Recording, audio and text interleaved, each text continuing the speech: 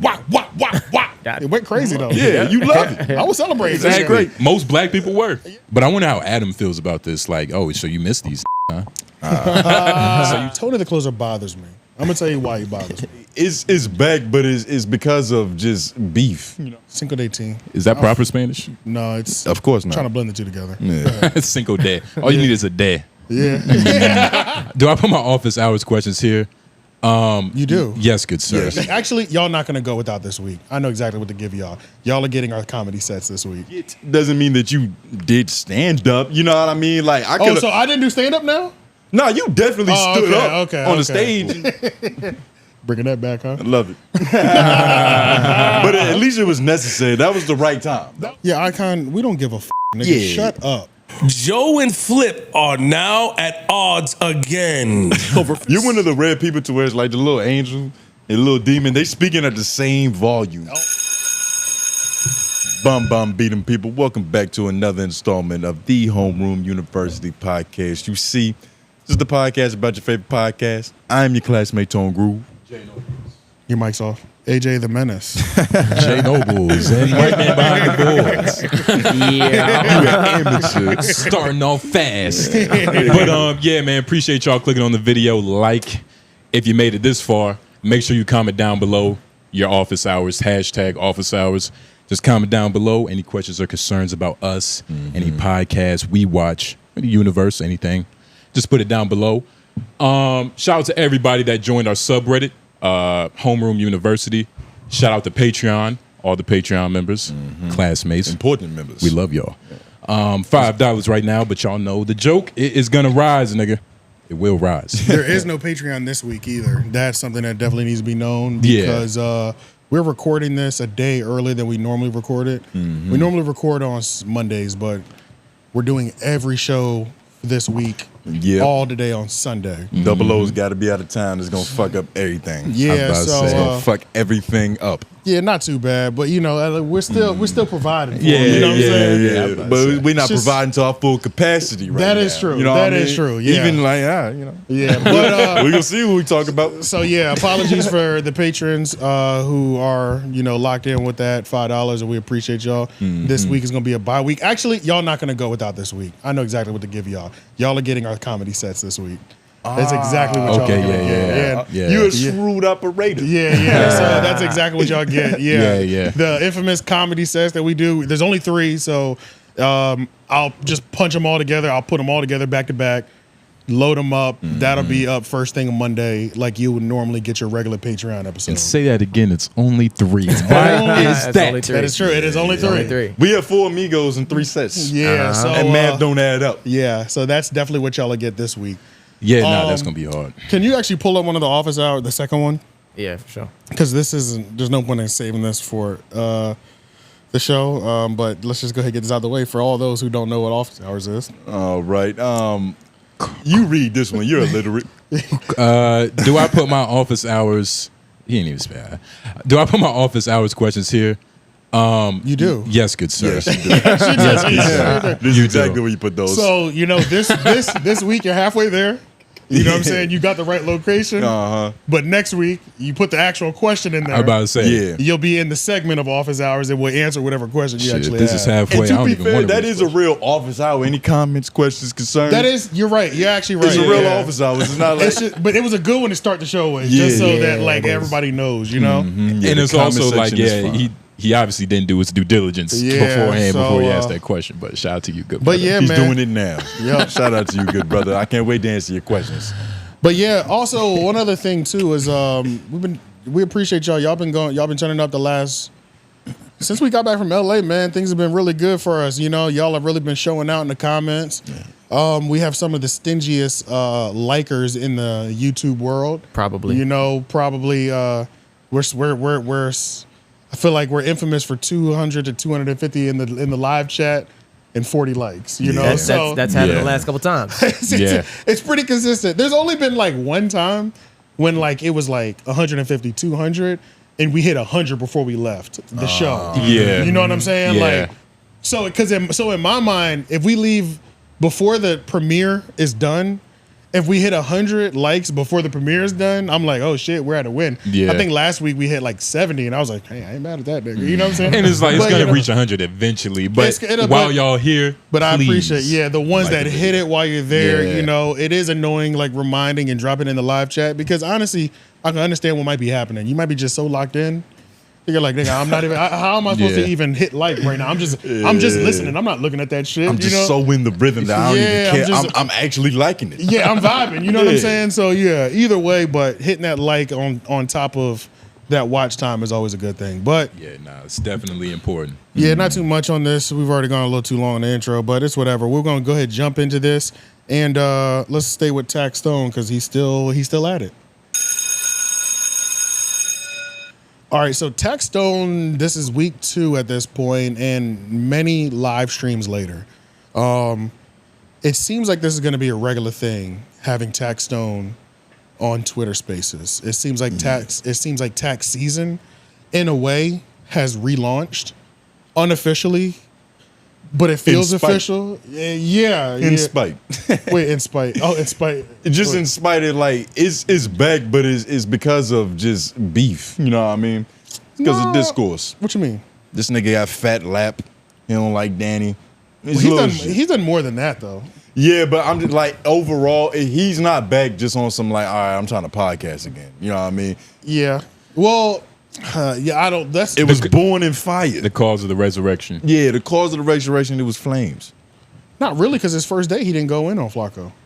Yeah, but Kyra was just getting shit on. you consider that the resurgence of tax season? Because I thought that was kind of just like the little like you dipping your toe in. I'm only titling it that now is because I feel like one of the Twitter Spaces was named that. So when we were recording our episode last week, him and Raqi Thunder did another one, and it said like tax season return. Okay. So that's the only reason why I'm giving it that now. No, why like you giving it that credence? Yeah, like before it was just like, oh shit, nigga, taxes on Twitter Space. just You know, talking. it was like, Which is cool. Where which you is get crazy. Wi-Fi. This is great. Yeah, you know, so it was just like, yeah, so the return of tax season with Raqi Thunder. So Raqi Thunder definitely seems like she's like the co-host. Like that's obviously the person that got tax on Twitter Spaces and things of that nature.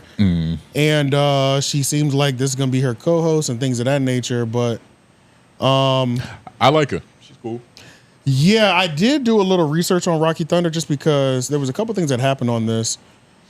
Let me say another combination. If it's just Raqi Thunder and Tax Stone, that's cool. Jameson has also been in a lot of these rooms, spaces, yeah. these Yeah. spaces as a co-host, and I'm not gonna lie, I like the Jameson, Tax Stone, Raqi Thunder combo. Word. I do. Okay. I do. Okay. So shout out to Jameson. Okay. Because Jameson was the last time we full covered circle. him. Jameson came It's a around full full circle circle, right bro. Jameson came around full circle because he even told me that it was at one point he had quit. Oh, okay. He had quit and he had changed his name to like his government name. you like talked to him? Yeah, I talked to him on the Twitter Space a couple times. Okay. He almost quit Twitter Spaces. No, he did. He quit. He quit doing as a media personality. Okay. Yeah, and so But like quitting Twitter Spaces is hilarious. That is funny, yeah. That was But it fun. was like, you know, his name was Jameson, but then he had changed it back to like what his government name was, like Derail or something. John Doe, whatever it is. Yeah, You know what yeah. I'm saying? And I was like, bro, why did you change your name? And he was like, oh, bro, I'm done with media and stuff like that. And I was like, nigga, you're throwing your career away already? Like you just got you came out the gate swinging, nigga. You was going back and forth with Rory, Joe Budden, like nigga, you kind of popped off hot. Yeah, literally. Why would you stop now? That's what he was trying to quit on top, nigga. Yeah, exactly. Yeah, in his first like 90 days or some shit or 6 months. But I can't top this. since Tax came back, since Tax came back, he met Tax. That's his biggest inspiration. You know, he had his little fan out moment, but I was about to say, yeah. I'm not mad at that. You know what I'm saying? That's his GOAT. You know what You I'm can't hate saying? on a fan. Now, that's Yeah, like academics and Flacco. I mean, yeah, Flacco and yeah. academics. So it's like when the niggas meet and they go, the niggas meet and they go. Let them do their thing, you know. But since then, it's dope because Tax seems to like he fucks with him. He likes him. He didn't clown him for fanning out. This is Padawan. And on top of that, it's Tax is gonna go left, but Jameson just has a thing with him to where he knows how to like really get shit. He knows how to get it cracking for real, you know. So I think Tax likes that too because every time I hear them together, and Jameson's just like, well, shit, fuck it, since we going there, you know, say we'll go there. We here. Yeah. Tax is like, he ain't go ahead get him, nigga. You know, like you can tell he giggling back there, like, yeah, he's perfect lighter fuel. Yeah, man. he's perfect lighter fuel, and then Tax will come through and keep the flames going, and then Raqi's good at facilitating and then kind of being the woman in the room. Not even that. I would say it's less. I would say she has more of a role than just being a woman in the room. She's facilitating these conversations. Like she's cutting niggas off when they start talking too much. You know, which is sometimes a lot of these street niggas need that. Yeah, You know what I'm especially on Twitter Spaces. Especially behind the wall. You can lose control so fast because it's Just- like you can't see this nigga's nobody. talking in his living room. Yeah, and just being, but I don't know what Tax's actual legal. I know he got sentenced, right? That's all I know. But I don't know the details of his case, and I'm not the type of nigga that really like reads paperwork either. But like, even when he talks a lot, she's like, "That's enough on that. Let's go ahead." She seamlessly transitions shit. Yeah. Niggas in and out of conversations, regulating who comes up and down to the stage. Danny's been there quite a bit as well too. Big Sloth actually popped up on this one, and I was surprised. This one was really good because Big Sloth wasn't really good on there. I'm just throwing it out there that he was up there because this is the first time Yeah, I've he seen said him. that too close together. I did. So let me make sure that was there's- not a compliment. Yeah, let me make sure there's separation. Yeah. Moment of silence for that first Yeah. thing. Memphis Bleak was the greatest part of this because that nigga Memphis Bleak is just hilarious, bro. He's just a character. He's a He's just a personality. character, Yeah. bro. Like, Even on that Genius documentary with Kanye, like he was funny in that shit. I'm never upset. I'm never upset if Memphis Bleak is there. Like it's guaranteed I'm gonna have a good time. And really, this live was just like some old niggas talking. You know, like it's Tax, Raqi, Memphis Bleak. Who else was up there? Sloth, of course, the oldest out of all of them. Probably. Memphis Bleak, he remind me The of senior citizen. Yeah. Yayo. What's that nigga name? Tony Yayo. Tony Yayo. Yeah, Tony he's- Yayo. He's yeah. in that sphere of like, I just like him. I respect him. I like him. Yep. He's You from- was- yeah. That's all I need from him. Yayo to 50, Yeah. Bleak to Jay. So Yeah. that's literally what it is. But Rocky Thunder, I don't. Somebody in the comments can let us know, but I'm pretty sure her and Joe used to be like close friends. no, it was they were They were it was really deeper tight. than that. It was Dark really, it was really, deep, really right? It was deep. deeper than Yeah. that. Okay, There's 'cause you- there was allegations of other that things. that Joe put hands on her off the Molly. Yeah. I did a little bit of research on Rocky Thunder just because I think It's important because like where she Right, get all this she's media an training. infamous character. Like, Yeah, she is. she was All in I know is Love and Ro- Hip Hop with a minute. You can all tell I she's know, held a lot of all I niggas know down. is Love and Hip Hop Rocky Thunder. Yeah. And I will say as well, like Rocky Thunder doesn't have the, like I literally just Googled who is Rocky Thunder. You It's not Google too- who is on there? Yeah, like who is? Oh, and Google. I've never done that. I just straight I just name. find that interesting. I just put the name. Like I don't put who is. I wonder if No, I yeah. get better searches that way. Yeah, because it's more targeted to their bio. Yo, that's Yeah. fucking So insane. so like now all the first 10 links will be Rocky Thunder bio, shit like that. Because I just want to know what the accoladds are. You Google like you 18. Nigga. Yeah, Rich I Google. Rocky Thunder. I Google for the truth. No Wikipedia. Did you end up finding anything like? There's not too many decent bios, so I would appreciate Rocky Thunder on one of the. She's been around for a very long time. She was a radio DJ. I saw somewhere like an She's A&R like a- maybe. Yeah, like a daytime accountant, but then also like moonlighting on like hosting weekly shows on Hot 97, like freestyle shows. I know her from the Love and Hip Hop era, but her career expands larger than that. Yeah. She also was a DJ, so I don't know if she had like a nightclub DJ run or whatever. Star actually was gonna pop in on this On one, the Spaces? on this Spaces, because apparently Rocky Thunder, which I didn't know until Star did his call. He didn't do a call in. He did a pre-recorded message because he couldn't make the time of the Spaces. Yeah. Yo, that's some like Some old nigga shit. some old nigga Yeah, shit. but it was official though because Let me he was. leave a voice. Just out of respect. Yeah, so he was exactly like it's like, look, I can't be here, but let me leave something for Tax and Yeah. for you. And he's pretty and Star said that Rocky Thunder was one of the original writers of the Star and Buck Wild show. So I was like, what the fuck? Like One of the original writers. that's what he said. Those are his words. And it was straight salute to her. A great businesswoman, one of the original writers. I said, oh shit, okay. So like she got some things going on. That's where all this media trying to come from. She has an She's she has not an accredited she resume. is a pro. Yeah. She's a pro. And I've heard We probably shouldn't be talking about it. No, this is good to talk about because I feel like there's decent foundation needs to be laid for her because I feel like if Tax continues to do this, she's gonna be The co-host. She's gonna be here every week. She's gonna be the girl. It's Like, only she's- right that we yeah. get a decent background on who she is. So yeah, Raqi Thunder is a radio personality, self-proclaimed hip-hop confidant, originally from Miami, Florida, raised by a Muslim mother, Algerian father, and Puerto Rican mother. Oh, wow. Damn, we got the real write-up. Hey, Yeah, Eid just passed. Happy Eid. Let's see. She was on Love and Hip Hop season 3 as Joe's close friend, which we know that's regular. Like Yeah. Maul was there. That was probably my first time seeing Maul. She had Violent Feuds with Tahiri on there. Yep, in that same season. Is sounds that right. what they wrote down? Yeah, and this is like Did on they some, put it was this is like Tahiri's some- fault too? Nah, they didn't go In into all quotations. that. And this is a love and hip hop fandom.com. So it's like, Oh, shit. I feel like they're gonna like keep most of this stuff. I haven't. She also has Vlad interviews. I didn't get a chance to watch any of her Vlad interviews, but based on what has popped up first, it looks like it's a lot of love and hip hop drama conversation. You know, Vlad gonna get his type of shit. You know what I mean? Yeah, he gonna ask Vlad- about Papoose and shit. yeah, and whatever he can. also Vlad also was like strategically interviewing people, Surrounded by all the women that were associated with Joe Budden at one Exactly. point. So like Joe the Budden's first angels. the first one that comes up is Joe Budden assaulted me on Molly. Like that's literally the first Vlad video that pops up when you Google like Raqi Thunder.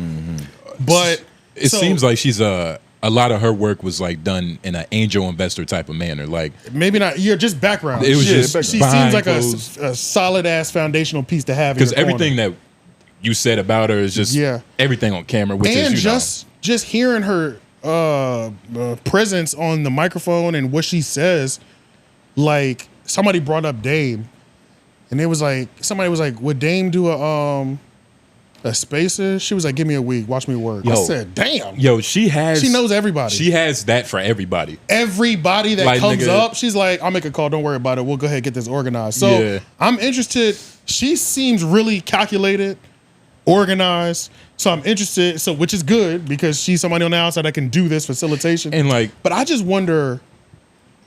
it is incredible though because nigga, I've talked to many CPAs. They're nothing like her. Yeah. Many accountants, they're nothing like her. She's Yeah. probably the coolest CPA in the world, nigga. We could say CPAs make decent podcasters because Mandy was also a CPA before podcasting. I get what you're doing, but nah, CPAs That one don't might make not no have been the CPA. best example. Is it not? Nah, it's on nah. Mandy's dog. one of the best female podcasters, bro. We got to give her that. I don't listen to her. I don't even think you believe it. I do believe that. You said, bruh, Dan. You never called me bruh. She You is. said she's one of the best, bro. Who's the top 3 female podcasters then?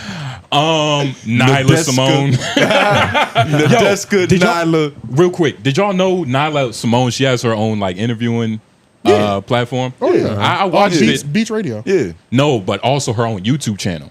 Oh, I didn't know she was doing something on YouTube. I've seen it on Beats though. Ask questions with Nyla Simone, but she's actually pretty good. I just watched Wink. She's great. L'Oreal. Oh wait, Nyla Simone. Nyla Simone. Sorry, no, I was I thinking. put L'Oreal. I was thinking A of real Deska. answer- I was thinking of Deska. A real answer is L'Oreal, though. And Nadeska, I haven't watched it. Does Angela Yee count? Yeah, I don't Angela listen to Yee lip does. service. Say her name She right does. first, nigga. Angela's Angela up Yee there. does?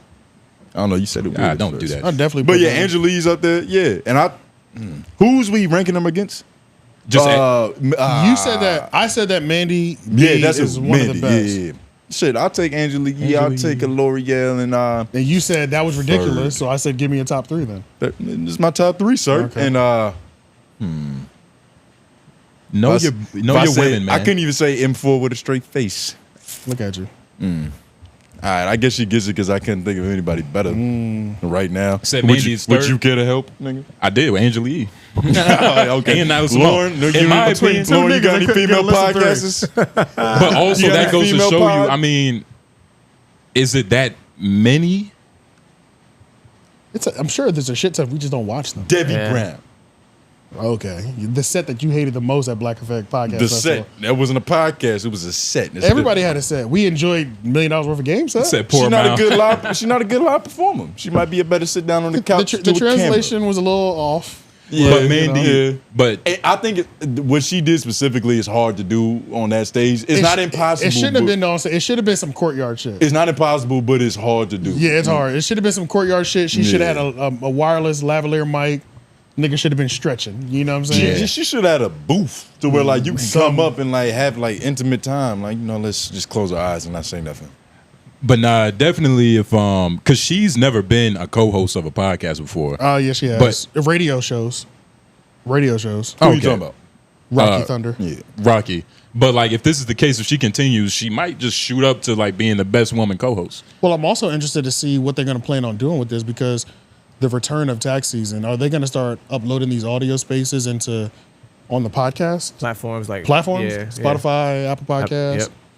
That would be smart. Are they going to start dropping them on the YouTube? This is another thing, wonder too. what the legal reason. Real quick, is just, I also don't want to get too invested just because Nigga. this could end at any moment. Yes. Yo, they can send that nigga to the hole. That's what I'm saying. Like, it can literally end at any moment. Yeah. Like, So I don't want to get too invested to where like all of this feels like a good behavior play. Like he's had a good time and then they're like, all right, you can do whatever. And one fuck up and who knows? Nigga, one viral moment, nigga, the CEO gonna be like, what the fuck? Like, yeah, right. tax. That's what I'm saying. Like that's what I was thinking too. Because I'm like, he's making noise for us, in podcasting and urban podcasting space, but let some shit really go viral. Like, what's gonna happen? That's true. He might have everybody in that jail trying to get on this podcast with him, nigga. And I don't know. That happens with us I don't know what, because I do know they got iPads in jail, so I don't know if this is something that they don't give a fuck about. It might be Because just what can some you day do? room extracurricular activities. Exactly. Yeah. So who knows? But I also don't want to get too invested. And I I need do an want- official announcement where it's like, hey, we're gonna be doing this bi-weekly or weekly or whatever. 'Cause That's They why haven't- when you said the return of tax season, I was like, that's big acclaim right there. That means that like we coming back. Like we got a week date and a release time. Yeah, But they haven't announced nothing as far as like, Not that I know of. so it's just gonna be a spur of the moment, which probably makes it even better. Honestly, That's yeah. already what was happening, but doesn't now it's even- just, it seems like it's gonna be a little bit more regularity. Yeah. Whatever phone privileges I think he had before I in the past. jump And honestly, Oh, that's yeah. why Raqi is important, because she's probably gonna be like the main person making sure this shit She's even our happens. she's our liaison. Like this, in this. She's the white guy on the sports podcast. Right, for sure. She's Yeah. the suit. She's the glue. yeah. Yeah. Tom Brady on Patriots, nigga. Fuck the Speaking quarterback. of this too, like, let me just transition over to this as well.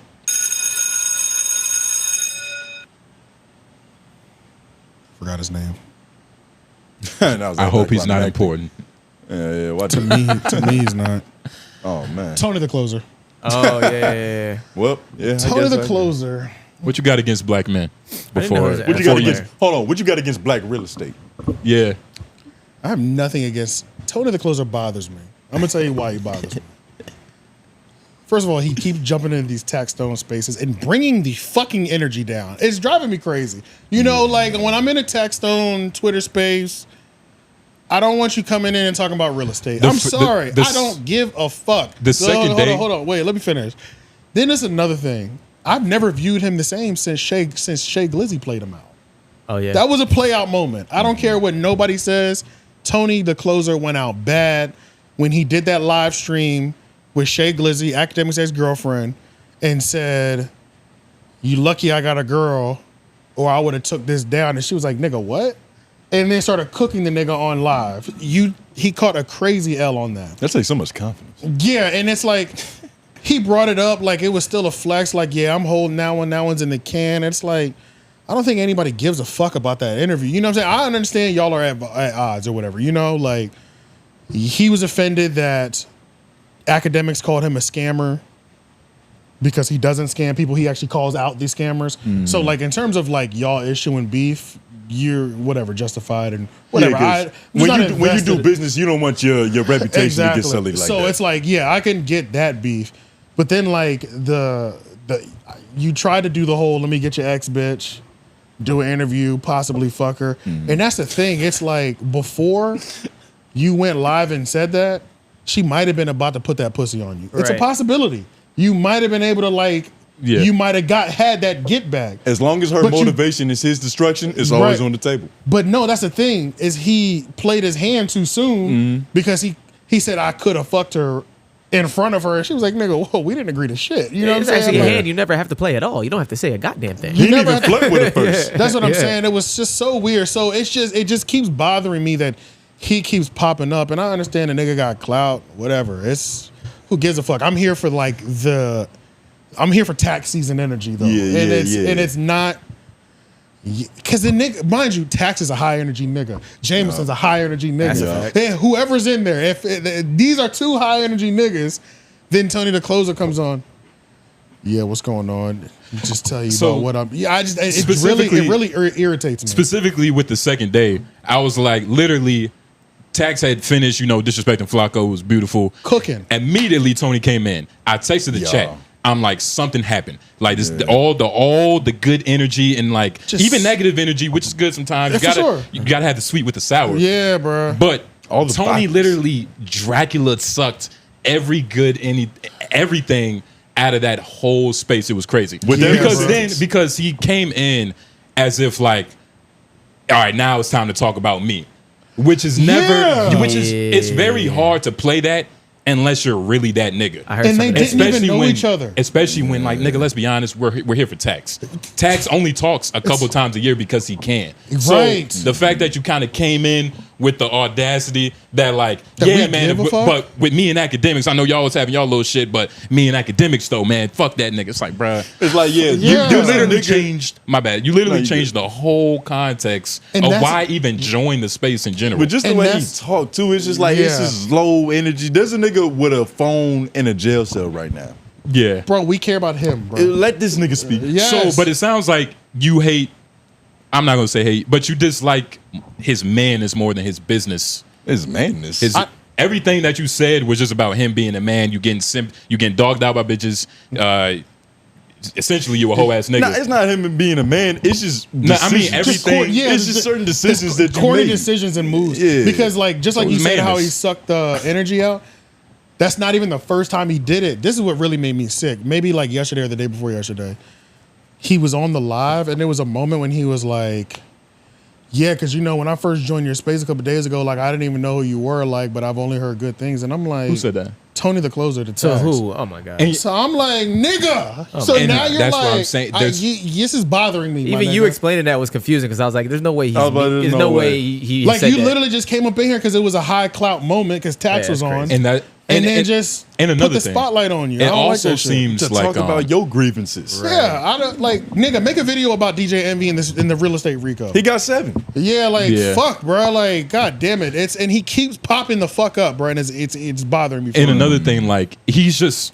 You gotta play your cards right. Like you gotta know who you are. You gotta know when to speak because Tax, like this whole, I guess it's PR run that he's been doing, going to Danny's space, creating his own space. I don't know what this is. Yeah, but this whole thing is really bringing a lot of people out. Like I saw Rory in one. Like you said, Big Sloth was. I saw Big Body. You pointed out Big Body. Big Body. I was like, Big Body best in this motherfucker. Yeah. I was like, oh shit. I saw people that like I would literally have to look at the screenshot. I saw B Dot. I saw Rory and Maul. Maul was the rare one because Maul. It depends on which day you're talking about, but Maul was in them. Yeah, Maul ain't popping into spaces too often.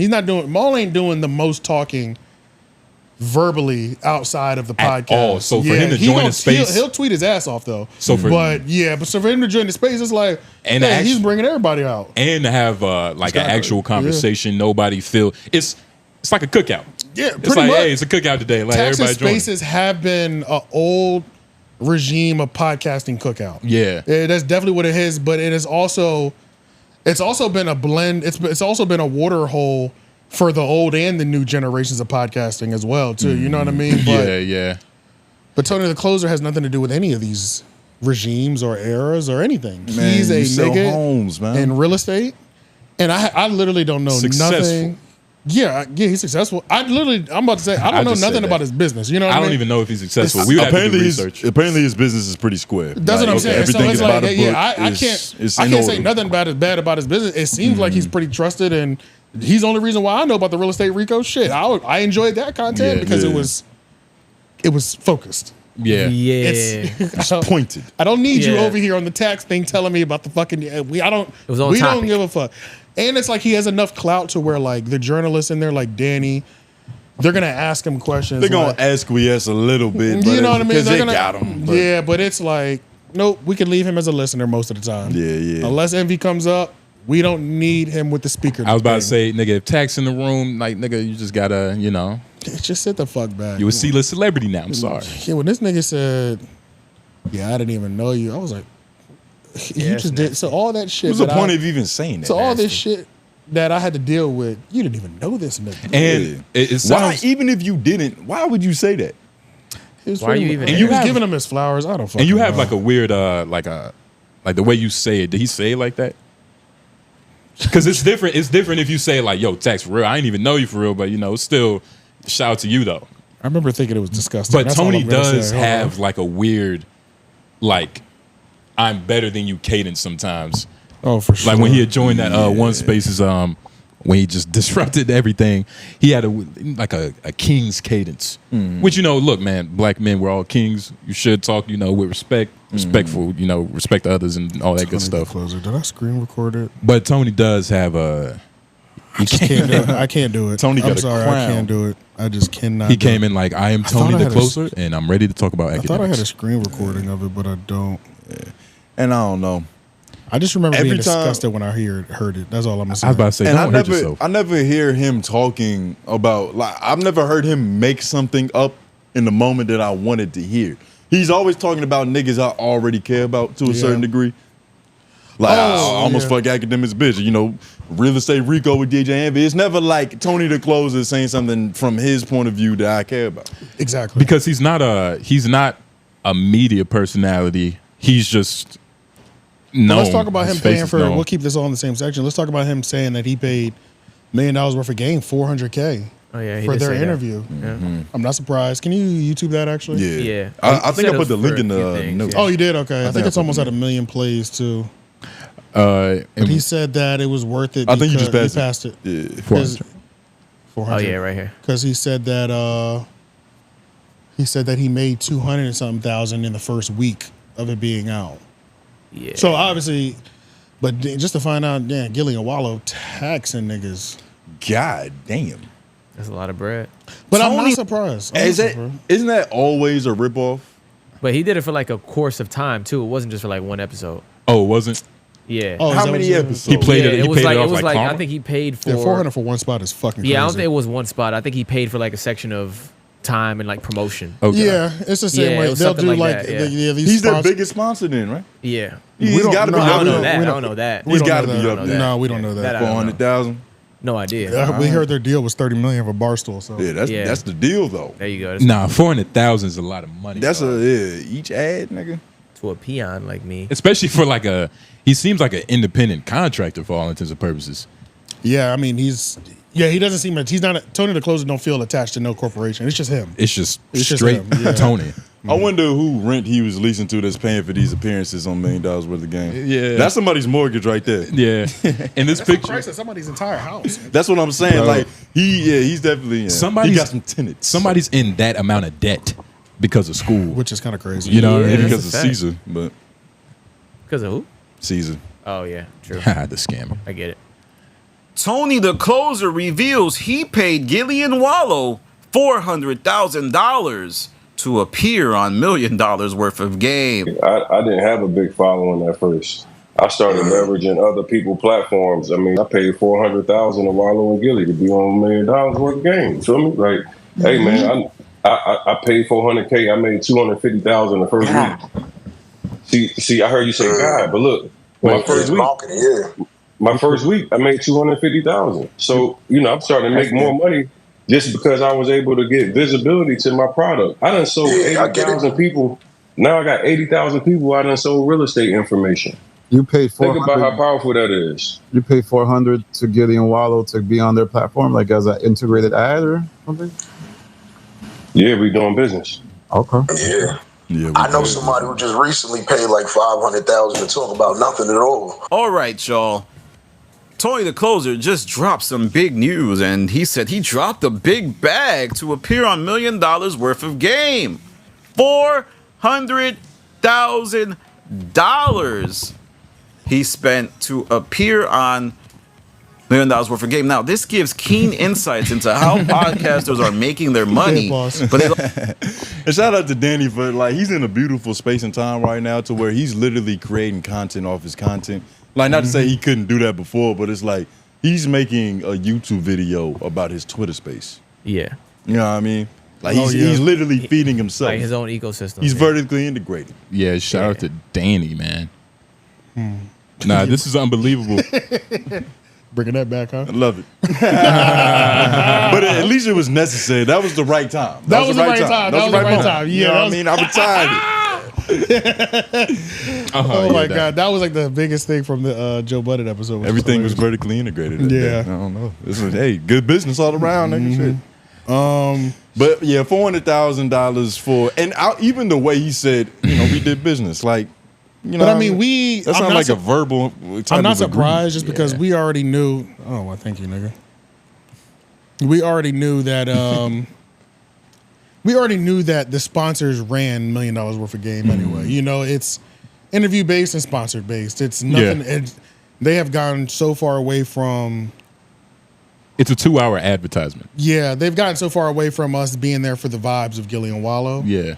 Compared to like what it used to be when they was in Philly and with that other guy too. Dev. I think his name was Dev. I think so, yep. So yeah, we know it's not that, but it is gonna be interesting as well too. Danny brought up a point where he was saying like he feels like $1 million worth of game seems like they're struggling to get those interviews because I don't know if they slowed up with their dropping production in terms of that because I don't follow them. I was about to say. But just those interview based platforms are coming at a when you run through all the interviews. There's seasons for like interview-based platforms, but it's also I haven't watched $1 million worth of game In a while, Like bro. I can't even. It's been a minute for me too, Man. Because you it's been gotta crazy. buy into who they talking to. Like their Pretty last much, couple yeah. of guests was Ghostface Killer, That's hard. CJ Stroud, and Tank. Sexy Red. you know CJ that? Stroud is a basketball player, right? I have no idea. Nah. It sounds like it though. It does sound like It sounds Not like it football, though. but I don't know. Yeah, I don't know. football quarterback. Football. Yeah. And I'm lying. So I did see snippets of the Tank and what's the other dude like? Because I think they're trying to David get into something. boxing promoting because it's a lot Because of they did branding hold their today. own event. They held their own event, Yeah, and I think That Wallow. seemed pretty successful too. I saw a video of Wallow talking about it, how it's a lot of money in boxing promoting, and Shit ton. Gilly. That's why the Pauls went into it. That's why they went into it, Yeah. It's and a real- they have a weird prerequisite with boxing for some reason. I don't know why, but they seem real comfortable in that space. Yeah. I think they're just real because fans. Gilly used to box too. And they're boxing. They're fans real too. fans of the sport, so Yeah. it just make the most sense. But yeah, shout out to Gilly, man. But I haven't been watching any of their interviews. It's kind of crazy. Nah. That's the problem with guest-based podcasts. Like I haven't even watched Joe Rogan in I don't know how long because ain't nobody interested on it. But Really care about, and it's always been like that with Joe. But I've been watching Joe Rogan. Like I He can't just lie. had that Neuralink dude on. Yeah, he just had that Neuralink. I was watching. shit, I I watched see like that. half of that. Yeah. you don't even remember his name though. He's the first one they planted a chip in. That's all I Yeah. need to know. Yeah. He made history. I watched that. Yeah. Oh, they had the first person that had the chip. The patient. Yeah. The first Yeah. The patient. The Yeah. first patient. Yeah, Oh, they got him shit. up there. Yeah. Yeah, Yeah. So, check Sound that like out, Rogan man. been Yeah, cooking. that shit was good. Hey. Yeah, I'm definitely gonna check that out. See, maybe. Do you think they're trying to interview rappers and give them game because they're not just doing rappers. They had Tank on there before. Oh yeah, R&B. Yeah, they do more than just rappers. Yeah, it's oh more yeah, than just rappers. They do way more than just rappers. But it yeah. is niggas at the end of the day. And it's also once you become an interview-based platform, is everybody they're interviewing somebody who paid? Because that means a lot too. Because if the past interviews we've been seeing are niggas that secretly paid, and not people that you just trying to come on and chop Not shit up. everybody. But it depends. Like when he said Ghostface, I know Ghostface is not paying. Fuck no. Ghostface Yeah, is yeah, not no, paying. exactly. But Sexy Red Label might have put in some money. Sexy Red Label. That's That's too possible. even because Gilly and Wallow need that too. So Sexy Red Label could have put it nigga, we're giving you Sexy Red. Fuck, Yeah, you they a need paycheck that too. for it. But it depends on how they operating. Like if they It does, yeah, if they hiding their hand, then it's like, hey man, give us his bread. But Give us a- Charging for interviews is nasty. Charging work, for man. interviews is I've crazy. never- That's the quickest way to have your platform just niggas not really give a fuck. It's like we don't have control over that's this. the no more. quickest You way. literally kind of sold out. Yeah, In yeah. a I'm sense, you selling sold out, I'm like- selling out for everybody that pays. Yeah. It's a weird way to play it. Yeah. But you are kind of you know what I mean, just busting your legs wide open And it for depends anybody to on, walk and it depends in. on how often you do it. You know what I mean? Like if I could catch a Tony the Closer fish once a year, I'll do once a year. And the value 400K one time. One paid guest a True. year, 400K. Let's not do this That's for it, the yeah. rest of the year. And hard that's to the turn thing. it down. It's hard to turn it. It's hard That to turn covers the number all down. my like that. overhead. Nigga. And sometimes, man, I wonder, is there more value into not paying for an interview? Like a platform that doesn't accept like paid interviews. Do they have more value? Than Gilly than Wallow? They always do. Because people that don't pay for interviews always talk to people they're interested in, so their content instantly becomes better. Because when you watch Gilly and Wallow interview some of these niggas, it's like, man, I don't want to. I see you don't care, and I don't care because you don't care. Exactly. So how are we supposed to even care? That's the whole thing with going. That's the whole issue with pay for play is it's a slippery slope. Is 9 times out of 10 you wouldn't interview them off the strength. Yeah. So the fact that you wouldn't do it as the host, you don't want to be there. Or maybe or maybe you would, but it's just at a certain point, like they're just strictly business. And that's okay. Yeah. And when you're strictly business, you got to move a certain way. You got to move like a true capitalist. Yeah, I don't think we should take Tony the Closer's business dealings with them as to be what like Tank Davis' business dealings with them. I You get what I'm saying? I do not. I know for a fact, well, not for a fact, but I'm pretty sure that the business spotlight nigga, whoever that is for every episode, is getting he's giving the check, but they not charging Sexy Red. No, fuck I that. can hear giving out, no, he ain't charging for interview. I can hear him say, No, literally, yeah. Nah, I don't think so. No, I don't think it's a regular thing, but that Tony might have been in that business spotlight, which makes even more sense. Yeah, he might have been the first spotlight, nigga. Right? Yeah. And they were like, "Oh shit, nigga, I ain't know we can get this much for it." It is easy. And it's like we helping niggas and helping me. And with, like as far as the process, like I can only imagine if I was in their position. If I wanted, what's the nigga name? I can make the dope stretch. If I wanted to get him on, I forgot his name. There's a lot of people, man. Yeah, I about to say there's a lot of people cutting the work, nigga. Are you talking about that specific cadence and flow? Because I can make the dope stretch. There's a lot of bars about making that dope stretch. I can teach that. Damn, y'all don't. That's crazy. We're gonna get a lot of flack for that. But anyway, you don't know me. You don't know either. At least I know the lyrics. Thank you, Lauren. Boss Man D-Lo. Boss Man D-Lo. So if you wanted Boss Man D-Lo, would you hit up his label to be like, we're trying to get your artist. Can you pay us? Or are they going to like D-Lo specifically? It depends. Like, I wouldn't go to D-Lo. I think a transaction. Or would D-Lo even know? He probably doesn't know. Exactly. If an artist, because if an artist is signed to a label, the label is the one reaching out to these media companies, Breakfast Club, Hot 97, like they're booking those appointments, podcasts. So if there's anything that's going to be paid, the label's going to be taking care of that before they're just showing up to be showing up. That's the only way you can guarantee that the person's going to come. Like you can literally talk to D-Lo himself, but if his label doesn't have this on the calendar, he's probably not going to be there. Exactly. Yeah. But let's go over to the West Coast real quick. Kendrick Lamar, Ken and Friends, the pop-out show. Just went down a couple days ago or last week. I can't even remember now at this point. But Juneteenth. That's right. But it's easy to remember. Sorry, it was on Juneteenth. It's your Liberation Day. Which was the 19th, right? It's hard to remember because it felt like it wasn't about that. I got it right though. You got a black kid on your hat. And you don't know when Juneteenth was, nigga. Oh my God. I was there. All right. But I don't know so one of the things, Icon, who made peanut is butter, a No Jumper host, rotating host. He was one of the people that would be like on and off No Jumper News. He has his own platform though. So like he has his own motion out there in the West Coast in terms of like interviewing rappers and just people in general, corn stars I think too.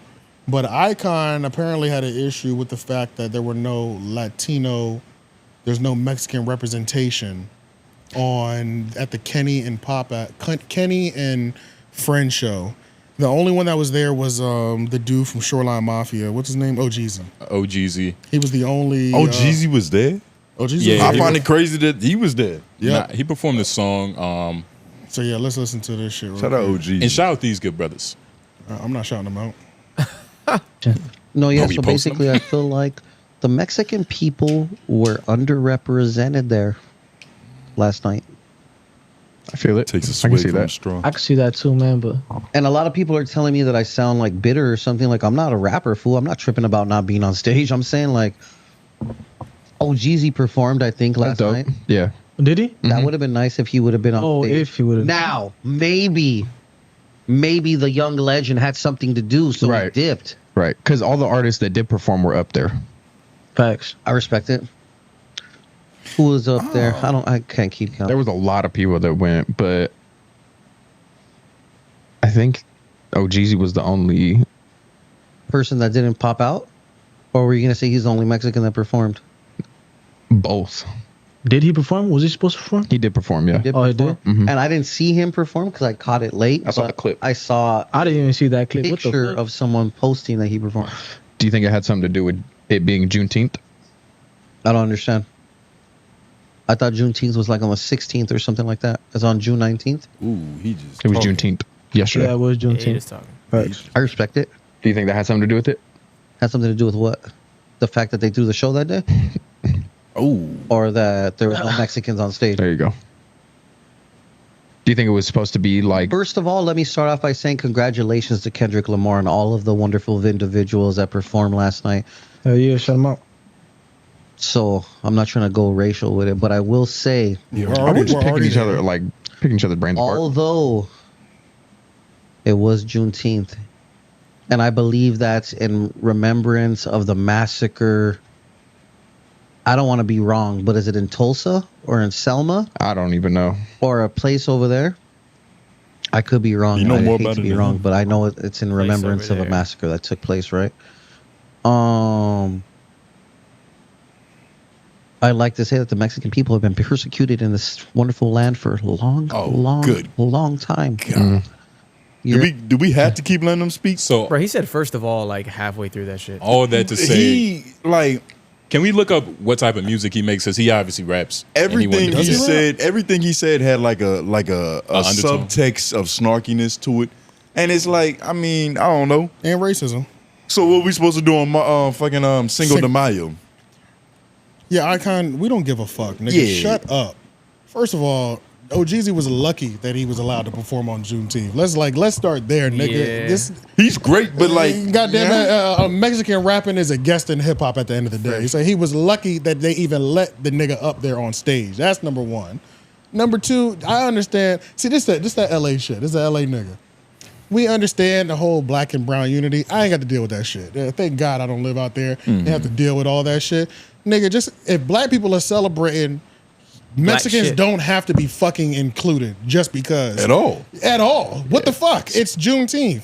You don't even know what the holiday is. Especially not for a day like You this. talking about some Tulsa, Oklahoma, and burning Black Wall Street? What are you talking about, nigga? Which This- happened, but you're talking about the wrong thing. This clip, like anybody that podcast has had a moment where they sound this stupid, but it's Yeah. like this clip is just a perfect example of like Proud niggas of- just he's proud talking. of, and he's proud of his stupidity too. Yeah, he don't even care because it's Mexican stupidity. So Yeah. he's prideful about it. But Let's do the questions they asking him. It's clear that he doesn't know what he's talking about, but he's still Yeah. doubling down. But they his know. homie, Yes, they know. his homie was Everybody even else like, in the room knows what's yeah. happening. Yeah. Yeah. Everybody else in the room didn't feel slighted. Right. It all made sense to them. Yep. And he the only one that's like, Mexicans have been persecuted. Who gives a Yeah, fuck, like- nigga? Who Bro, gives a fuck? I It's not told- your holiday. I talked about it early on LOI. I happen to be my wrong on God. that example.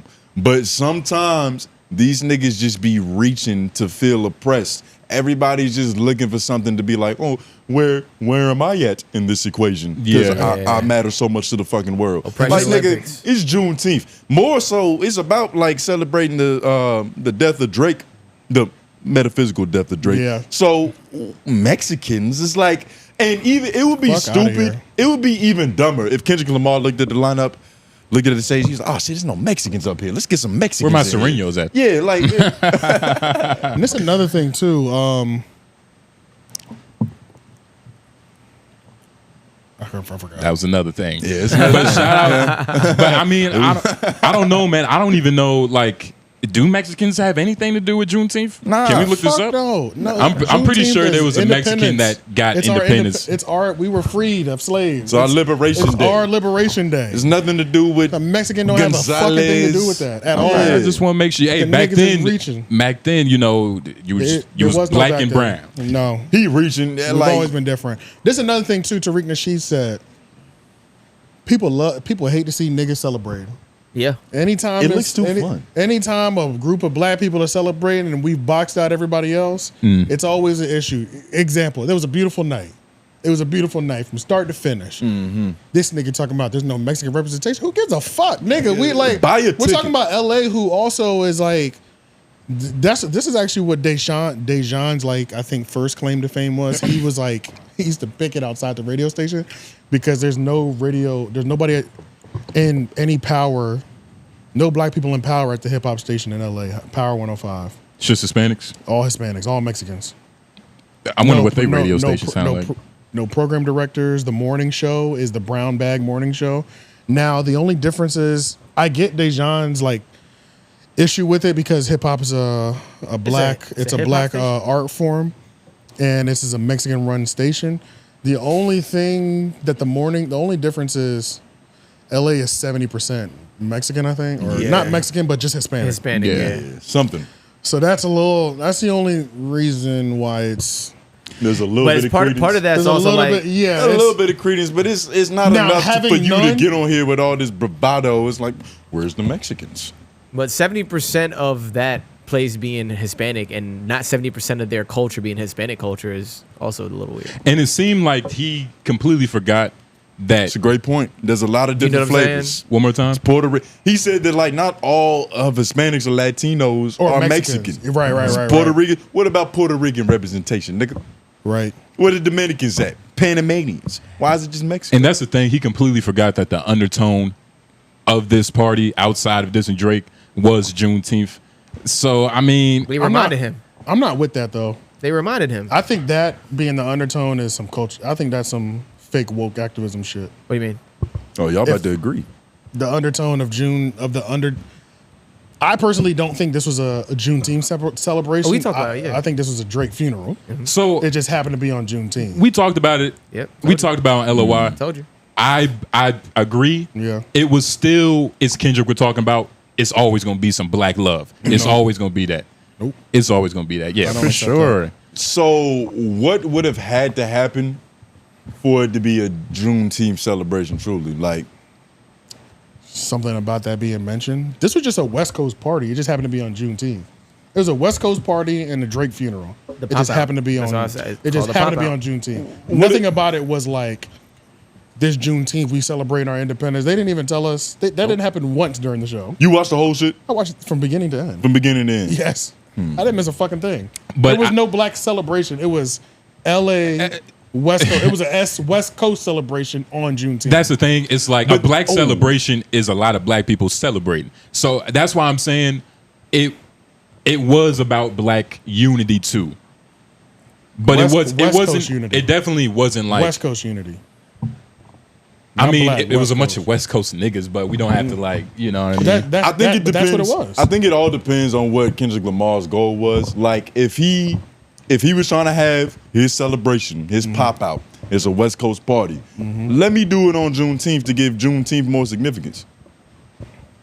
To give the we wouldn't have talked about Juneteenth this much if the pop out show didn't happen that day. But the name of it is the pop out show. Sometimes you got to pop out and show niggas. Yeah, he didn't name it the Juneteenth show. It just happened on Juneteenth. Right. I think for a reason. I think that was a play. Yeah. I think that was let me just add a little bit of wokeness to this. Yeah, I don't know. And Drake said something about we're saying the same thing. I could have done it on a Friday. We're saying the same thing. That's actually more but convenient you just for think probably everybody. We're saying the same thing. You just think he didn't have pure intentions in it. No, I don't. You don't think his intentions were pure. And we'll never fucking know, but it's like I don't think it's as bad as you landed. No, I don't think it's as you still on Drake's side. I don't know if it's pure intentions, but everything like the just call a spade. The dominoes that had to fall literally fell. Like it just so happened that nigga Juneteenth is coming up. He's also dissing a nigga that's not from here. It was just perfect. But I still think the sentiment of like Juneteenth unity, all these gang members on stage and not fighting, it still played a part. It wasn't at the forefront. Like I even said on LOY, the forefront of this was just fuck Drake. That was yes. Humans on this planet. Yeah, pretty much. That disrespect hip hop culture. You get what I mean? Which I agree, but it was disrespect me, the West, Kendrick Lamar. But that undertone is Kendrick Lamar, like not like us. That sounds like the Black National Anthem. That's a new Black National Anthem now. Even saying they not like us is black celebration. they not like us. It's us. Even though nigga. It was a lot of Mexicans.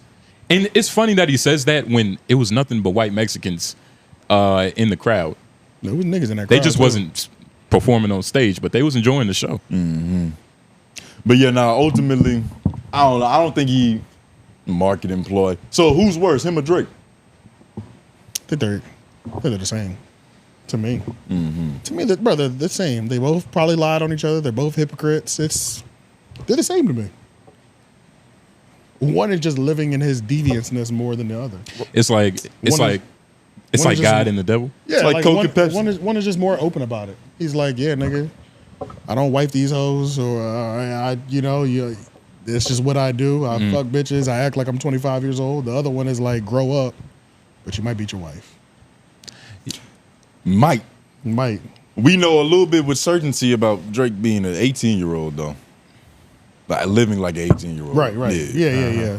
We also don't know. But so you do got to clarify. We also don't know anything around this. We also don't know anything about him being a PDF either. Yeah. That's why I didn't bring it up. Yeah, right. You know what I mean? That's like, what we can't celebrated confirm that 6 times in a row. That was the anthem. The anthem was framed around that. He said probably. No, he didn't. And it's probably a minor. Probably. But he said certified. It's not a declaration. That was just one bar. Later in the song, he locked down on it. He said certified PDF. So yeah, certified lover boy, certified PDF. Wah. It went crazy though. Yeah, you love it. I was celebrating. That's great. Most black people were. Yeah. I was lit. Yeah, but I don't know. Yeah.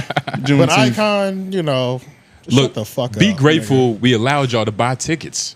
There was no niggas in that crowd. Be welcome. Be happy for OGZ that he was allowed there that night. How about that? I was surprised he was there. Like, I know OGZ's big, and I fuck with his music, but I didn't know he was on that level over there. And specifically Shoreline Mafia. Yeah. Like that would have made more sense to have like all the Shoreline. They don't fuck with each other at all though. But they that it's a group- whole debacle. It wouldn't have been no unity. That group in is room. non-existent. Yeah. That shit is dead. They literally split up. But is this like Destiny's Child? It's really just I've seen this video and it's really only this guy saying this. Yeah. I haven't been seeing a bunch of Mexicans saying like, "Yo, we agree." Like, Yeah, I don't think this. Like even scroll down to the comments. This is Twitter, so you know they're gonna be nasty. It's crazy they don't even know our history, but feel entitled to our culture. I mean, we don't even got to read no more. He just summed it perfectly. This is good as it gets right there. Yeah. Why do Mexicans want to be involved in Black American cultural events and music concerts? We don't complain when they have their mariachi music festivals and Cinco de Mayo events. That's not our culture, and we don't feel underrepresented. Shake my head. Be proud of your own culture. That's true. Like, we don't be pulling up to the Puerto Rican Day Parade like, where's the titties for us? Yeah, that is another thing, too. I want to make sure I'm clear, just because I'm doubling down and going hard on Icon. I am not a Cinco de Mayo celebrator. I'm not one of them niggas. That's like white people take Mexican holidays just to get drunk on. Like, I'm not one of those niggas that's like, oh, it's Cinco de Mayo. I don't give a fuck. It's another day of the week. Because it's not my holiday. I celebrate Taco Tuesday more than Cinco de Mayo. Me too. Yeah, me too. See, you know what I'm saying? So there's it's like, nothing wrong. I keep the same energy now. Yeah, and I'm like you. I don't really care. But there's nothing wrong with celebrating it. It's just going to the Cinco de Mayo concert saying I should have a black nigga on stage. That's weird. Where the niggas that's at? weird. It's yeah, like, it's you weird. have a taco and shut the fuck up. But if I like the concert and I go to the concert, I can celebrate. It's I like, put on the nigga, hat. I have Give me a fun. Modelo and some fucking and some tacos and I'm chilling. Yeah, that's it. Yeah. Nigga, where the cornbread at? Fuck these tacos. Like, come on, dog. Right, yeah, I've never. dog. You can't do that. Get out of here. Yeah, so I really haven't seen Icon since No Jumper. He was decent on No Jumper. This is my first time seeing him. Like outside of No Jumper and I don't remember him from No Jumper, but shout out to Icon, man. I'm not shouting that nigga out. Yeah, why you shouting him out? Yeah, we literally just gave him the They biggest not shout like ever. us. Having him on Yeah, the this show. week I'm saying fuck Icon. I'm not shouting him out. You said that with your chest too. Yeah, next Strong. week if he does something, I don't hate him, but fuck him this week. You know what I'm saying? That's where I'm at with it. Yeah, not shouting this nigga out. You black today. Right? Yeah. He's black, y'all. Let's see. We'll stay over there on the West Coast too. Josh made a post on his page, and the people were pretty much asking, "Who's your favorite No Jumper op?" Which is a pretty funny question, actually. But he gave a detailed response on who he misses and who he wish was back on the platform. Not really back on the platform, kind of, but people that he misses working with. You just reminiscing, reflecting, reminiscing on the good times. Hindsight 2020. And you got Yeah. the spectacles on right now.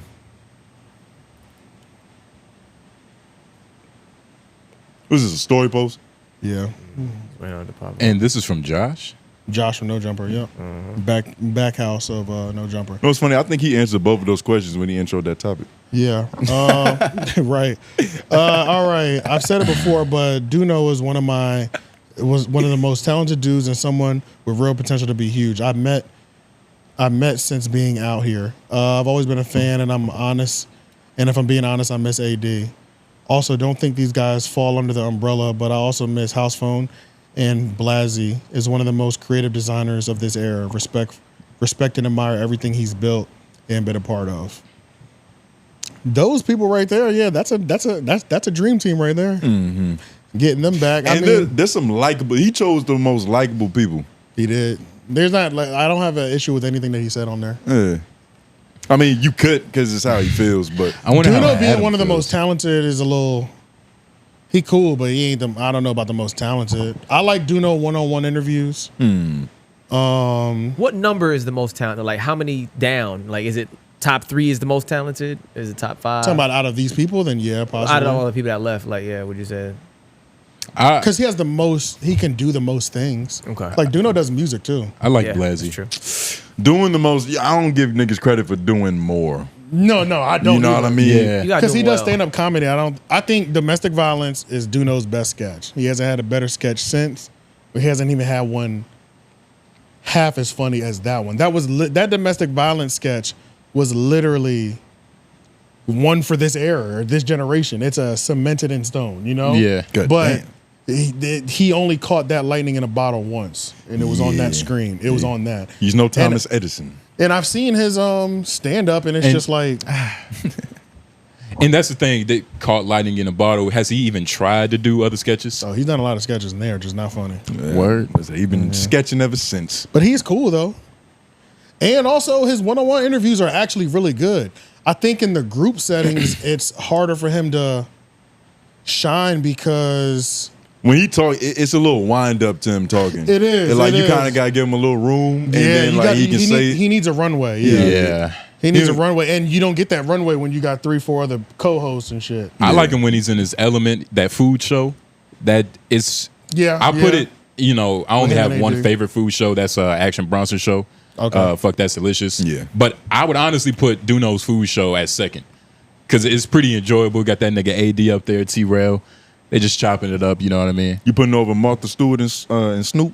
I've never even seen that shit before. I just knew they had a show. I saw a couple episodes. But It I've was never amazing, seen it. but it's PC Snoop. The It's- only one that I seen was the one where two gang members Rick baking. Ross came. Where it was Martha, Rick Ross, and Snoop. That sounds incredible. I didn't. I saw clips of that one. That 'cause it was sounds like so a dream many funny team. moments. I've never seen that. But I've never seen it. I've never seen just like Snoop and Martha. I don't even know if they're still doing that, but it's got to be one of the greatest cooking shows of all time. I put it there. Hell's Kitchen, yeah. Cake Wars. I really did like Blasey though. I completely forgot about that nigga. But as like a host on a show, Blasey was cool. I enjoyed seeing him. He was just a cool dude. But I wonder how Adam feels about this. Like, oh, so you miss these niggas, huh? So you just going around missing niggas that I hate, huh? Adam miss him too, but he just can't admit it. Yeah, you just can't say it verbally, but Him and Blasey just did a show. Blasey just went up to No Jumper not too long ago though. nigga, AD the type of nigga that if you cool with him, it's like he's just like too positive. He's too positive to not like.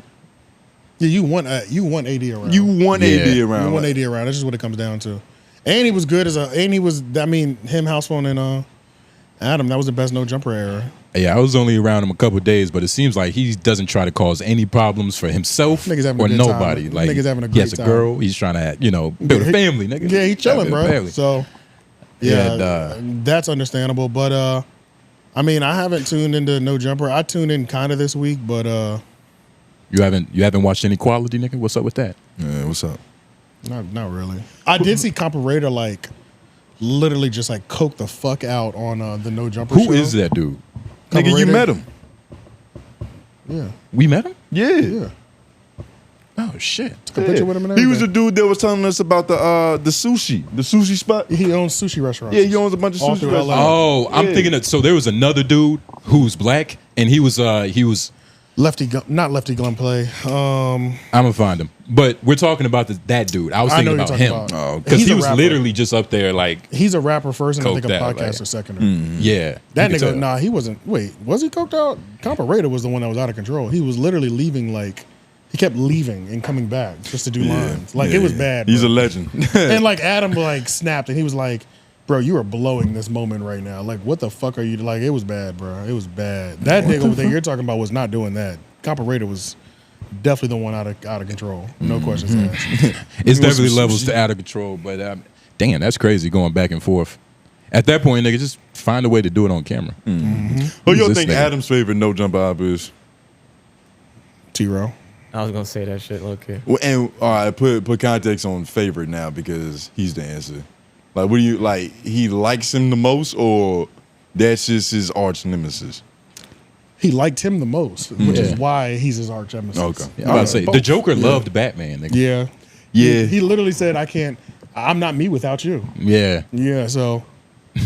God, who are you supposed to save? That's codependency, nigga. Yeah. It's like, fuck, you don't even have an identity outside of me. The Joker Batman shit is always funny, though. Bro, it's like, hilarious. Because the Joker's like, you literally won't kill me, nigga, so I get to terrorize you for the rest of my life. Yeah. This is amazing. Like, And that actually you're my perfect hero. Facts. Yeah, And then, yeah. like, as far as Joker gets, like, he might start thinking, like, I might not want to kill you either, nigga. Like, He doesn't want to kill him. I really get to terrorize you. He don't because he's allowing this shit to happen. Yeah, you keep allowing it in. They got a codependency. Yeah, they definitely do. Joker, and Joker's a weird character. It's like he's oddly like he's damn near on some BDSM shit. He like to be beat up, catch, put in cuffs all the time. Tired. You know what I mean? Not kind of confirmed. You see Harley Quinn, his bitch?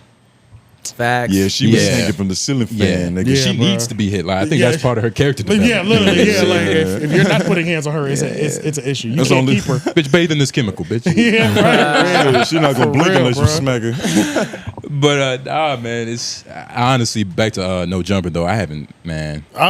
Since the quality matchup, I haven't. I did watched see any quality. that Adam posted a story. Actually, Chip the Ripper.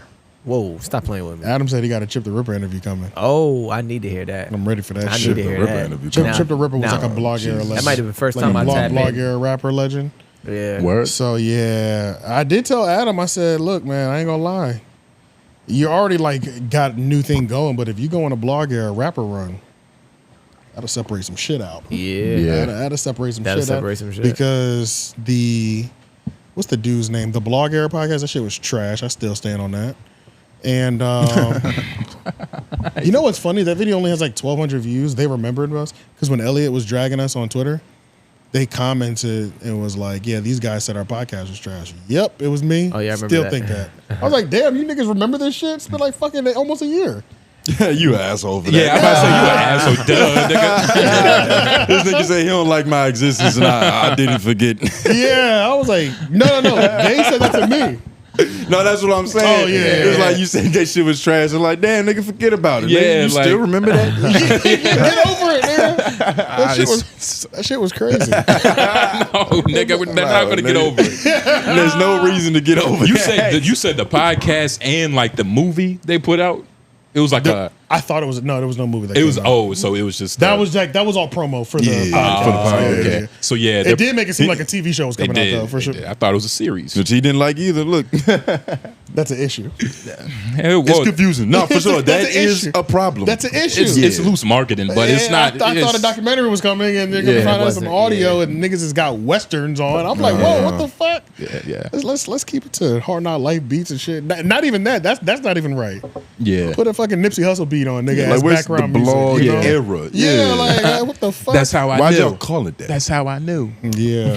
So I do fuck with that song. I haven't heard that in a That's while. how I knew. That's how I knew. If they would have put that on there, it's 5 stars, nigga. Yeah. But yeah, let's see. it's crazy. Charlamagne and the Tyla situation continues. So I guess he breaks down. You said you have in here Tyla's team is very dramatic. Yeah, just gotta click on the link. So everybody already knows about it, and if you don't, Tyla, she went on the Breakfast Club, and in Charlamagne fashion, he made her mad.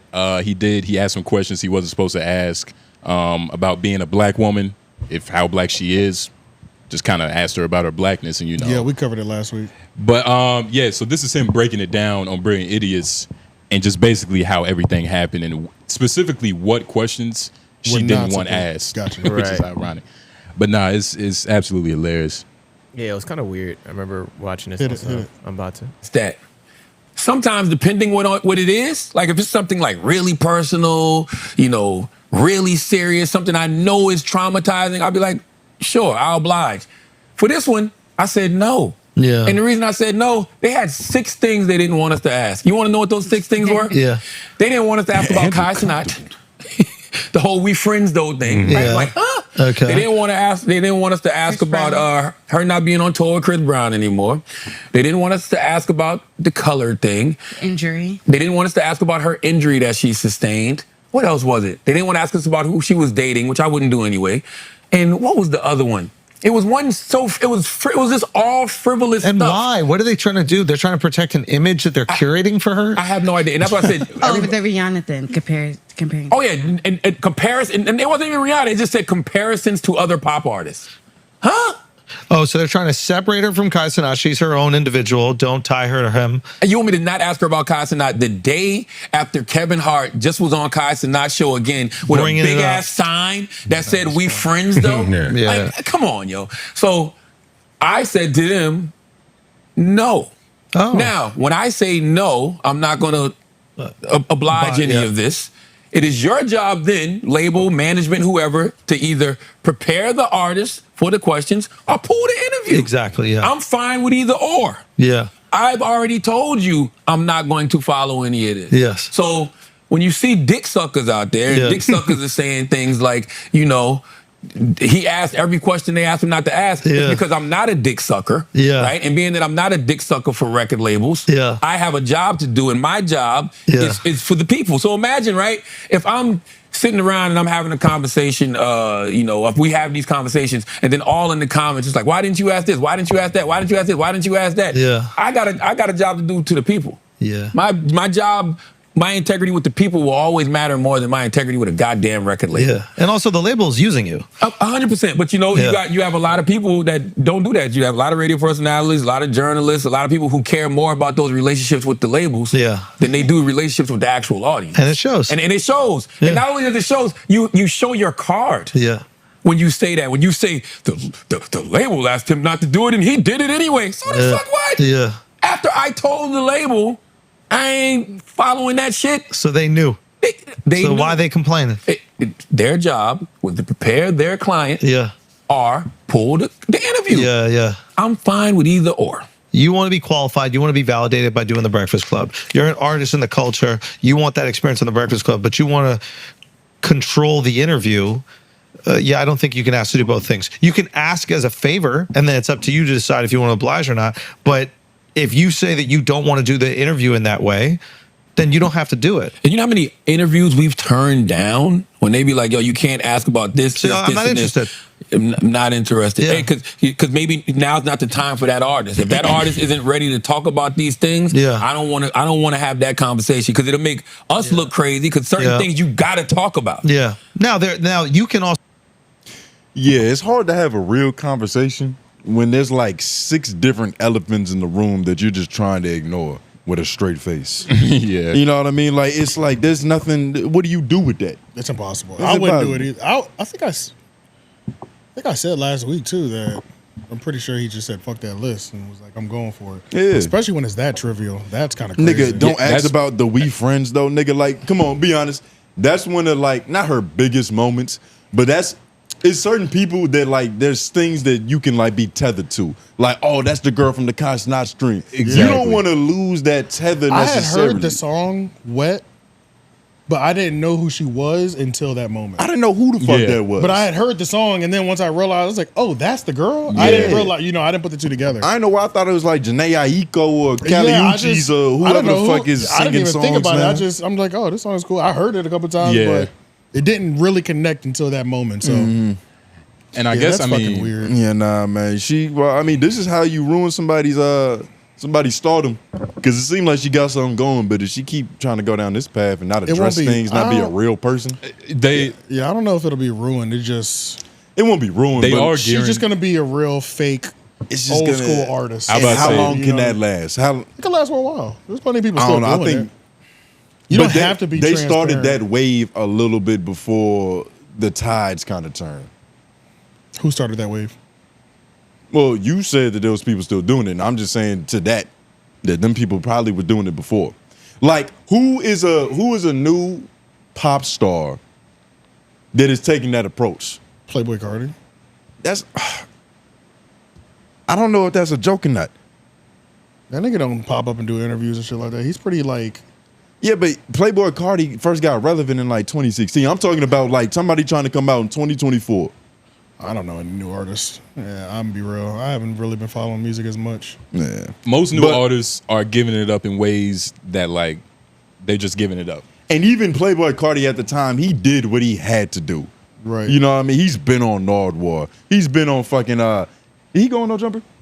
Yeah. He's been on No Jumper. Like he did what he had to do at that point. I think he avoiding interviews now so that niggas don't ask him about his balding shit. He's balding? Yeah. He balding. That nigga music. Yeah, nah. Every time you see that nigga, like I saw. I never fucked with his music.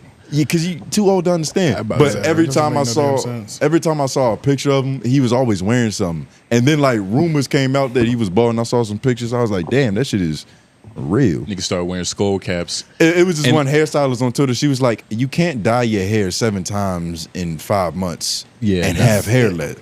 That makes sense. That nigga went from black to red to blonde, and it's like extreme colors. Yeah, that's what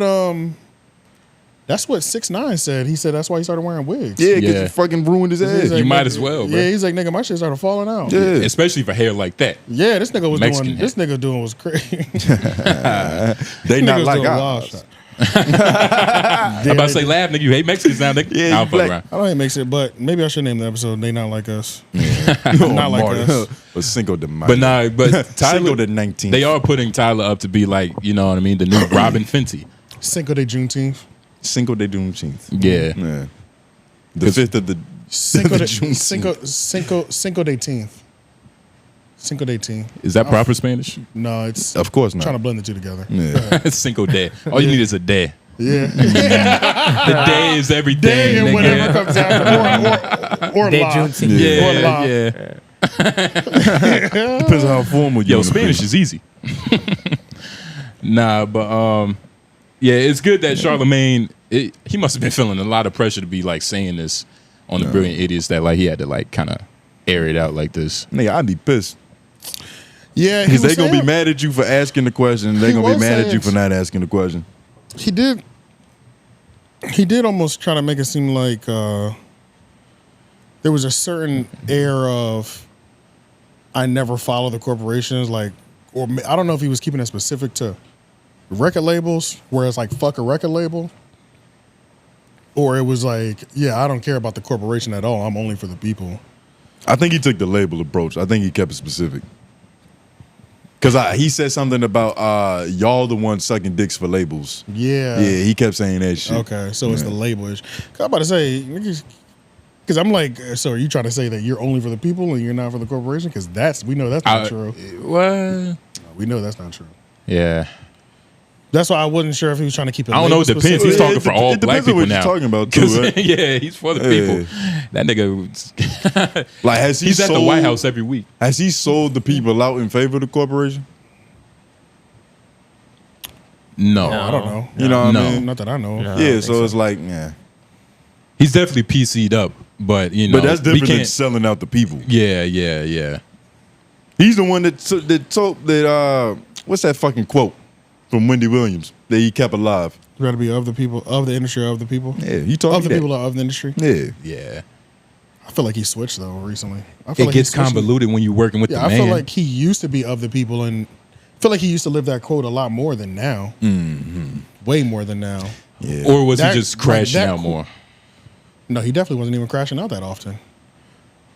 But yeah, that quote rang true when he was saying it more. Over this last, whenever the first book came out, let's just say that. I don't know. I don't even know if I can count it as the first book. Let's just say the last 5 years. I don't. It's definitely, it's 50-50. 50-50 on that side. And that's kind of around the time when he stopped sniffing seats. He stopped, like, for all intents and purposes. I keep saying 5 years for everything. I feel like it's a good barometer. I feel it's like a good barometer. I feel like it's safe. Yeah, You know, yeah. like, I know it wasn't 2 years ago. Just It's a good metric. 5 to 7. It feels like it was about. I was about to say it feels like 6. Yeah, Because 5 to if 7 you always say feels 5 and you too off, nobody cares. It's like Yeah, you too off. at least I didn't say it last year. He did this because then Yeah, niggas would be like, "The fuck you mean last year?" Yeah, Like, last year, 5 is it was it was old you nigga. You know, just trying to save something. I don't know. But nah, man, shout out to Charlamagne, man. sticking it to the man. Yeah. Fuck the labels, man. Fuck the questions. And I wonder who he was talking about when he was like, y'all be dick sucking the labels. Bro, he's talking about everybody. Yeah. But like, it's one of those, if the shoe fits, that's yours. Everybody in terms of like all legends we know of, Big Boy, yes. Sway. Yes.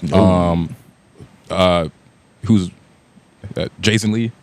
Peter Rosenberg. No, not Jason Lee. Okay. I don't think people like Jason Lee like that much. Nah, no. I think people. I don't think his peers fuck with him like they fuck with him, but not openly. It feels like because he's.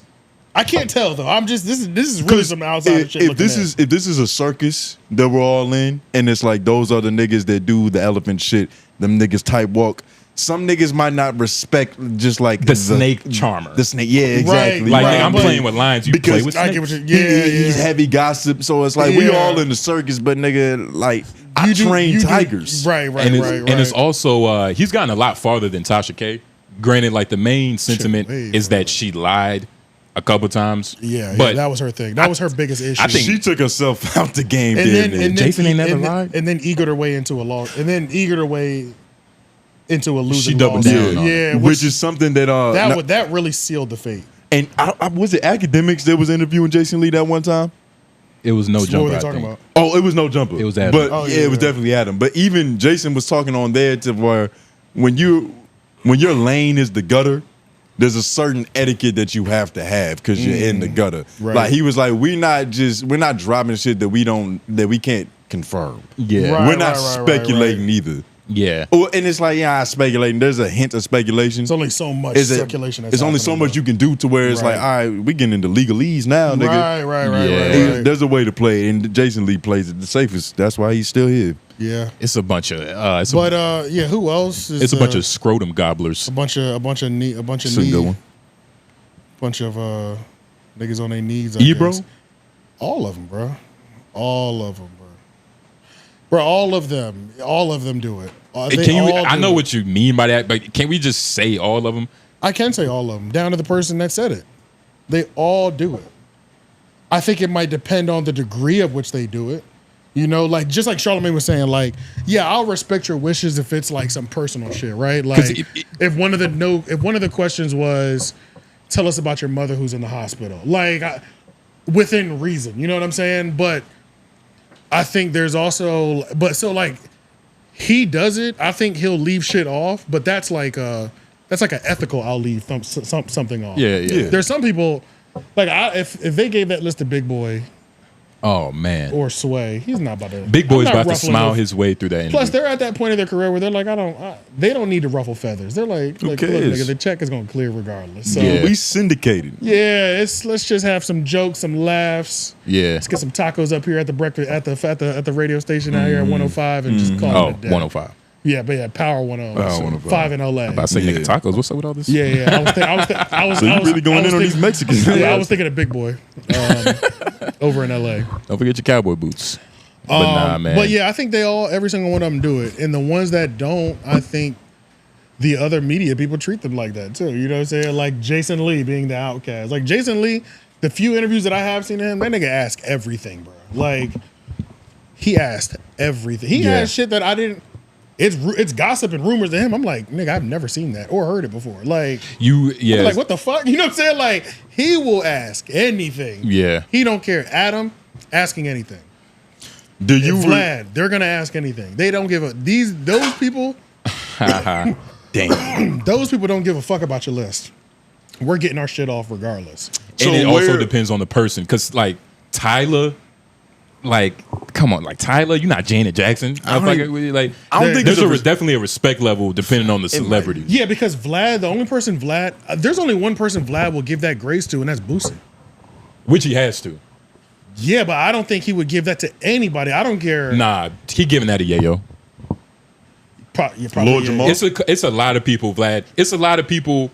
I don't think it's a lot, but it's like his list is like it's 5 a specific people. list. It's not a lot, but it's very specific. I don't think it's more than 5 that he would give that list. That he don't even give that to academics. He ain't earned it.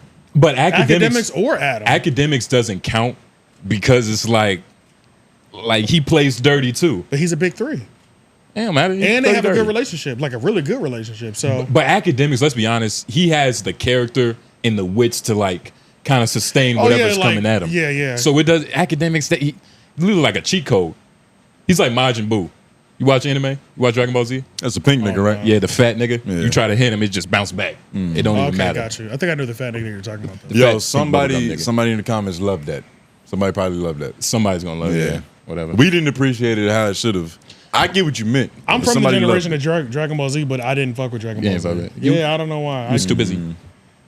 It's not just that. I did a lot of things. These niggas know. We're only concerned with your feet. Bro, they know how to. You know what I realized? Y'all get one good joke, y'all drag it for 3 months. Before you learn a new one. No, that's not true. No, that's true. That's true. First of all, y'all some dragon ass niggas. Certain characteristics. Yeah, they're hacks. And you couldn't be a hack because you haven't told a joke. I come with new shit every week. Certain shit it might not land. Yeah, so nigga, I don't even think you heard what you just said. I heard exactly what I said. And you think that's a compliment? You think that's better? I know I beat y'all on the stand-up sets that are going to be on Patreon right now. You have to believe that, but you didn't tell a joke. Y'all will see. You didn't tell a joke. You told a story. Who you think won. You told a story. I actually completed it. And you didn't have punchlines. I did. Name one of your punchlines. I had people. They're gonna watch it. I'm not about to like give it out on the thing. Nah, but I can say kick her right in the pussy. They don't know what the joke was, but that was the punchline. No, I'm not doing that though. When they can just watch it on Patreon. But what about the people who aren't gonna go to the Patreon? Some people aren't subscribed. Then it's not for them. That's the whole point. It is not for them. We're funneling them there, brother. We're funneling them. One nigga's trying to market. One nigga's trying to have a conversation. I'm trying to be funny. It's incredible. But nah, you nigga, you didn't. You told a story, but you told a story. But nah, man. I completed my time, Mr. 2 minutes, Mr.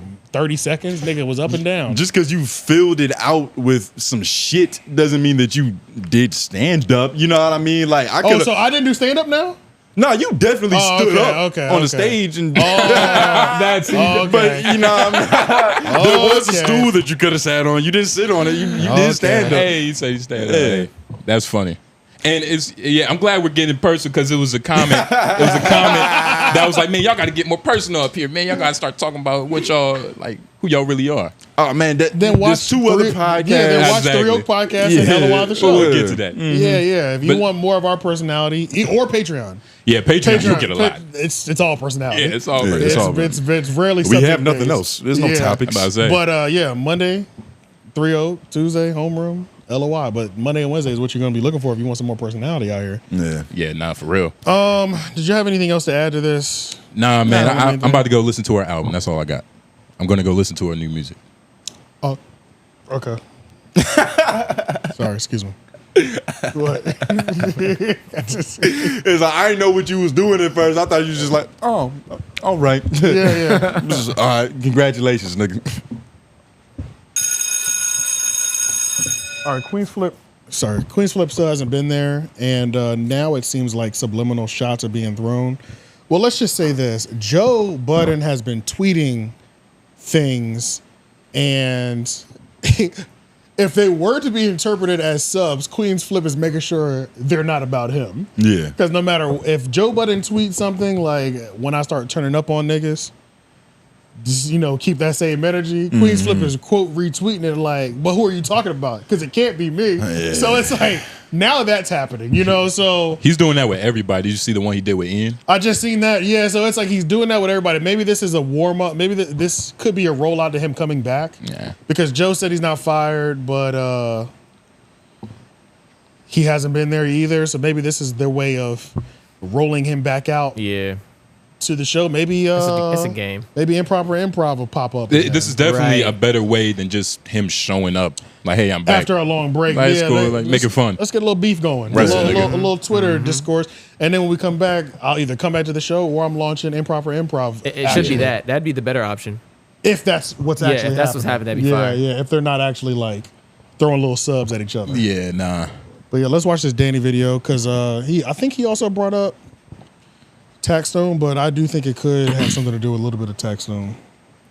Joe Budden and Queenzflip take shots at each other online. This comes on the heels of Queenzflip missing several shows and they took to Twitter and engaged in some awkward interactions that might reveal Queenzflip's status with the Joe Budden podcast. Well, this all started when Queenzflip would go online and say, I don't know why, but my homie just called me about 10 minutes ago and asked me if I had an issue with Rory and Mal. My answer is no. These guys supported Flip the Script, and I said if it was an issue, I will say their name. Their support was and is appreciated. I'm from Queens. Then Joe Budden would respond and say, that's love.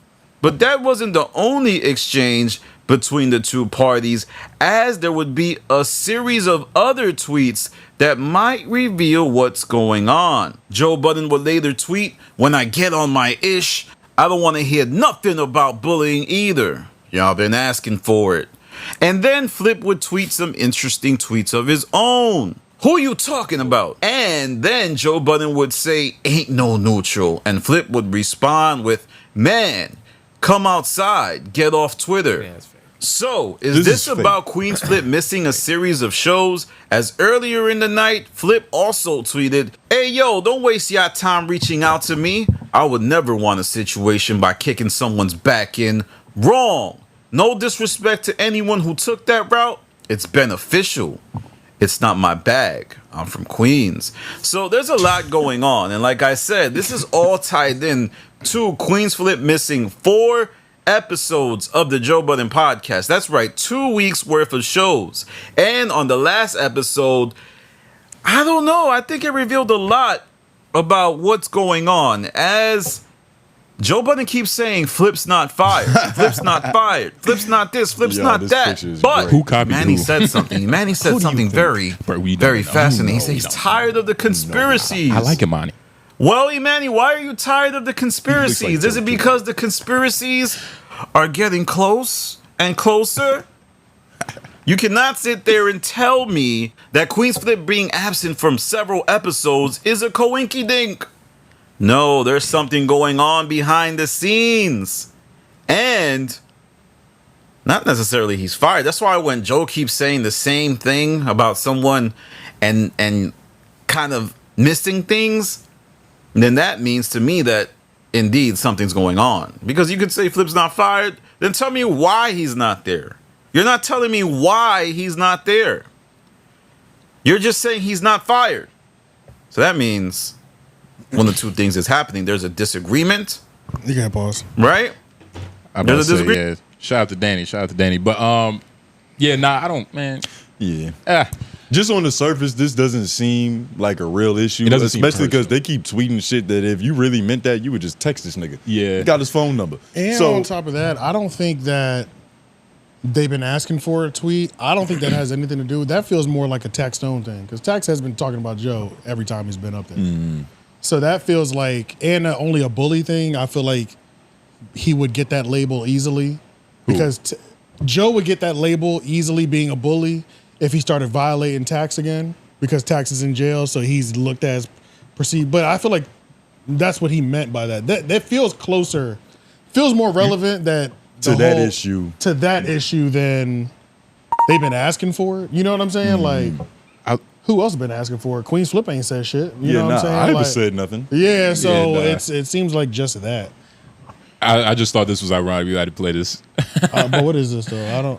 What is this about? It's Joe Budden and Queenzflip doing the Danny, like, just play it, trust me.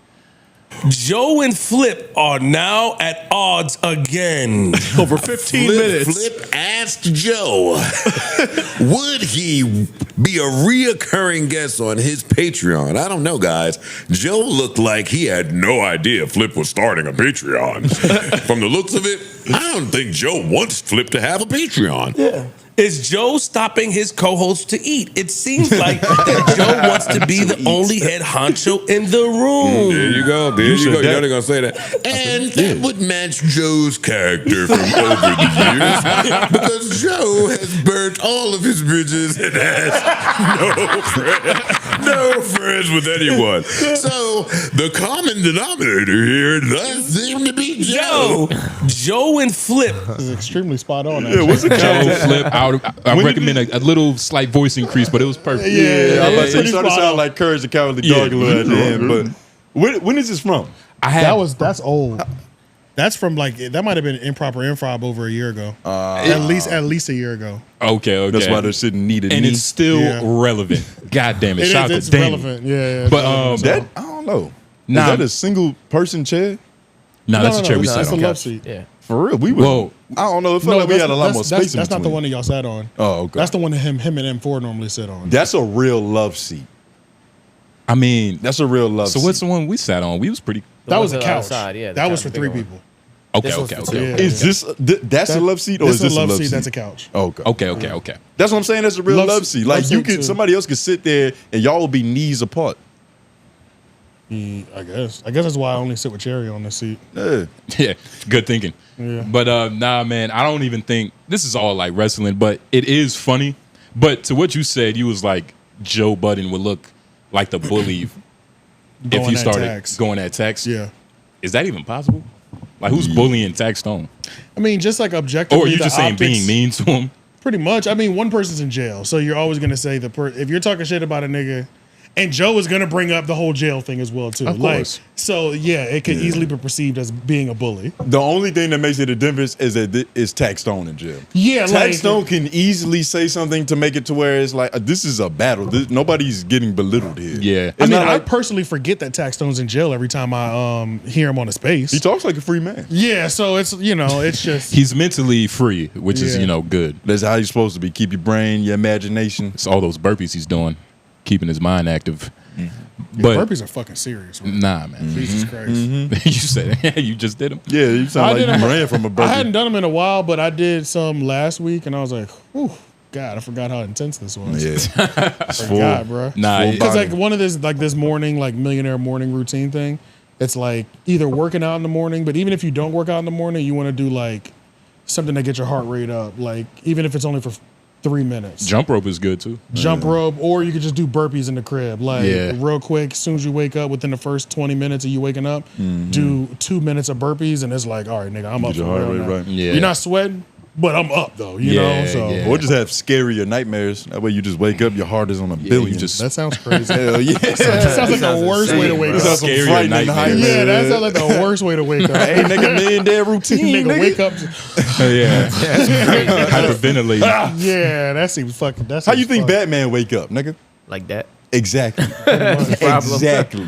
That's the problem. Nigga wake up with trauma on his Joke mind. only one waking up peaceful, nigga. Man, I wonder like Joe might have junkie sweats. We don't know. That'd be funny. We would never know. Like old junkie sweats. I hope to never find that's out. impossible, I think, right? Like how long he should have been sweated all that out. He should no, I'm just saying, what if you have a dream that puts you in the alleyway though? Okay, yeah. And it's like and you wake up now you like mentally in the dream but your body's reacting to where you're at in the dream. I don't know. I don't know what happens to old like junkies. What if Tahiri in there and she fighting, but like you know how you can't fight back in your dream? Right. Or his you ass punch whooped by really Tahiri slow. in his nightmares. Yeah. Because I feel like that's how mine are. It's like I can fight, but all my punches, I'm moving at slow mo, and the person that I'm fighting is moving at regular speed. Yeah, like he dodged Which that is shit. like I'm getting hit 17 times before the first one even comes off. Yeah. Those are frustrating as hell, bro. The point is like, what are you doing here, nigga? It's my dream, man. Yeah, dog. Yeah. Gonna learn how to lucid dream. Yeah. But I don't know what's going on with Flip. I hope this is a rollout for I hope this is a rollout for Improper Improv. Or just something new. But I cool. also hope for a good Joe Budden Tex Stone crash out. I'm not mad at that either. I'm honestly okay with whatever direction this ends up going. You're one of the rare people to where it's like the little angel and little demon, they speaking at the same volume. Always. Like sometimes it's one that's a little louder that you can hear more. Them niggas both just shouting at you. Yeah, pretty much. But the devil, you always have to beat the devil because he's normally a lot louder. Yeah, he's normally. And so it's like I want the good shit to prevail. Your angel is loud too, though. Yeah, that's what I'm saying. My Your angel's loud as a too. motherfucker. Yeah, I'm not all bad, but it's like, nigga, you have to always be conscious that I have to beat the devil. Yeah. That's just what it comes down to. And this could either end up. This could go angely beautifully where we get this is a launch of a new show, or not a new show, but the show comes back. You know. Or this could be, you know what? I haven't seen Joe Budden go on the mic head to head with nobody in a minute. He needs a fade. Yeah. He needs a podcast fade. Yeah. He getting a little rusty. He getting a little comfortable, right? He getting a little too comfortable, you know? Spice some shit up, nigga. Violate a nigga, you know? Make somebody walk off. And Tax Stone, he did Flacco. That was a warm up. That wasn't Flacco wasn't trying to go back and forth either. Believe it or not, nobody's heart was in that shit. Yeah, you know. So it was like it didn't sound like it. Tax is ready. Yeah, I'm sure it feels like he's ready on my side for any sort of a fight. He's on the always mic. ready. Exactly. He's So always ready. Yeah, so I didn't get my fill from the Flacco exchange. Oh, okay. Even though it was hilarious. Yeah. It wasn't potent, you know, but And I wonder, him and Joe going back and forth could be potent though. and like you said, like Joe might be too comfortable. All his enemies is like behind bars, are just less successful than him. Yeah. So it's easy to feel like you that nigga. Yeah, Especially when the main enemy is in jail. And you sitting on this luscious love seat. Actually, I hope it is Tax Stone now. Fuck this Flip the Script show. Not the Flip the Script show. Improper improv. Actually, let's just hope both of them. The devil happen. started yelling. He said, "Fuck positive." Yeah. Let's have them. I actually want them both to happen. Him to get into that exchange, and then the show drops. That'd be fantastic. Hopefully, Joe sees you wish list. Yeah. I was about, and I'll beef with this nigga and drop a new show. Fuck it. Yeah, fuck it. Yeah, let's get satisfy both markets. just more. There's more High eyes. and low. Goddamn it. Yeah. And has anybody? Lauren, have you been keeping up with the podcast? Have you felt Flip's presence being missed? A little bit. Is it like, okay, sure. Is there a big hole? Not a little bit. I felt it. It's a hole. Yeah, it's weird because it's like it's not that he does so much, but his presence there like creates a new dynamic altogether. Okay. Yeah, that's interesting. I think it kind of makes. Has it felt like anybody's trying to step up and fill a void? Yeah, but it's not. There's a void because not all of them are there all the time. So like Ish was missing in the last true. one. So Ish and Flip was at the missing. But it was from the good last that he one. was missing from the last one because it was the celebration of the pop out show. Right. Yeah, right. so it's Right. kinda So good it that he wasn't. wasn't there. Yeah. So it's like Because even as somebody who, I want to see somebody celebrate. I don't want to like. This is a. If niggas are about to dance on and have on fun and all Drake's that grave shit. for an Yeah. hour, I want to hear that. I want to hear these niggas have a good Correct, time too. I correct. don't want to hear or see the nigga with his foot tapping hands. That's kind of funny too. There's certain parties you don't invite your Muslim friends to. Right, exactly. Because there's gonna be a lot of pink pussy there. It's gonna be it's gonna be a lot of pepperoni pizzas. You know, Exactly. so you just stayed out on this one. I guess I'm starting to see. Pink pussy, artificial sugars, and pepperoni You pieces. sit out on this one, man. I guess I'm starting to see what Joe was trying to cultivate, having all the fucking people there. Like all of them kind of do play a part. Because maybe I've gotten like used to that too, though. Just used to all fucking 6 mics or 7 mics or whatever. But like with one of them missing, it feels different every time. But you know what? It's kind of like how like I do with the 3 podcast. I didn't want to add more people, but then I kind of needed to just because niggas don't show up every week. Mainly Cherry, but Cherry is allowed to get away. Cherry's like the only one that's like allowed to get away with murder. You know what I'm saying? Like it's just when it comes down like She's like AI. She don't got to show up to every practice. yeah, Cherry shows up every 6 weeks, and it's just whatever. I don't even care. It's whatever. You know, it's just what it is. You've been groomed. Yeah, so it kind of works out, but it kind of works out because even if like Jeff can't come, because Jeff has like a type of job where he's on call sometimes. So, but now it's like I feel like people know what energy each show brings. So like when they just see me, Shane, and Lauren, they're like, or just me and Shane on camera, they're like, okay, original 3 Oak is here. Yeah. And then when Jeff is there, it's like, okay, that's the 3 Oak with Jeff. And As then, it should be. Yeah. And then Cherry's here. They're like, oh shit, it's a full fucking cast today. Like, yeah. So it's kind of one of those things, but Cherry not being there does like fill female voids all the time. But I guess we ain't really trying to we don't be having crazy and Not too many topics. About like I feel female like we issues. keep it pretty balanced anyway. It's like, even if it's just me and Shane or something, we keep it we're not like heavy on one side where you can clip us up and be like, God, these niggas are going in on bitches this week. You know, that's like, LOI. That's Wednesdays at LOI. 6. Yep, Wednesday at 6. for Yeah. sure. That's about it on that. Yeah, nah, man. I love the wrestling though. I do too. I love the wrestling with It's this. good for the sport. And I felt like Flip has learned a lot from Joe. Like I don't know if Flip 2 years ago would be really falling into like. Oh, let's answer this question for this segment because there is an office hours about. Fuck what I thought. No. It's back to what you were saying. No, my bad. Go ahead. Finish though. Nah, it was just like I don't know if 2 years ago he was mature enough to even do some shit like this. Like he seemed a little bit more buck wild. That's true. Oh, hell yeah. A little bit more, just a little bit more. Hell yeah. Do the office hours, Johnny office hours. We're gonna put this in this flip section too because it's relevant to what you're just saying. Please don't be a lot. Johnny. Shout All out to right. everybody typing paragraphs, man. We honestly love it. Hashtag office hours. Do you guys think Flip the Network will surpass the Joe Budden Network? No. Nah. Well, I mean, just on initial face Well, let's value, let's go to Flip the Network. But- All right. I don't think y'all seen them numbers. I don't like this question into thinking that like it's like you always got to put two niggas against each other. That's what we do. Yeah, I've seen his network is going up. He's at $1 million now. Oh, it's right here. Shit. I think he has a lot of room for growth and a lot more than Joe Budden. That's somebody. Wait, are we comparing networks or YouTube channels? Networks. I mean, he is hosting. Well, search Flip the Script. I think these are all under his network. Yeah. I think he uploads everything under. With the dude pimp. I think he does. Are you getting a quiet room? So open up Quiet Room in its own tab. Jackie. No, go back. Just open it up in its own tab. No, your dog's trying to kill one of our co-hosts. All right, and then open up the other one, the Queenzflip one. Yeah, we got that one. All right, go to videos. 2 days ago. These are like vlogs. It looks like that are. It's mainly vlogs that are on his personal page. Okay. Keep going down. The Callers is a big show. Well, 8 days ago, only 16K. That's not that great. Yeah, the callers. I'll be tuning in every now and then. The Callers is when I pretty can. interesting. Yeah. It has a lot of good pundits up there. People I can't remember their name. Are they eating a woman right there? Something off I think of her. they're eating. Yeah, they're eating Edibles, food off of her. edible arrangements. Okay. I think it's tatted up Holly. 3 weeks ago, 200. So the caller episode was crazy. Okay, then do a tab for Joe Budden's. I think Joe's numbers are better, honestly. Actually, go to that other Queenzflip channel real quick. Flip the script. Oh no, this one needs help. All right, let's not keep doing this on this one.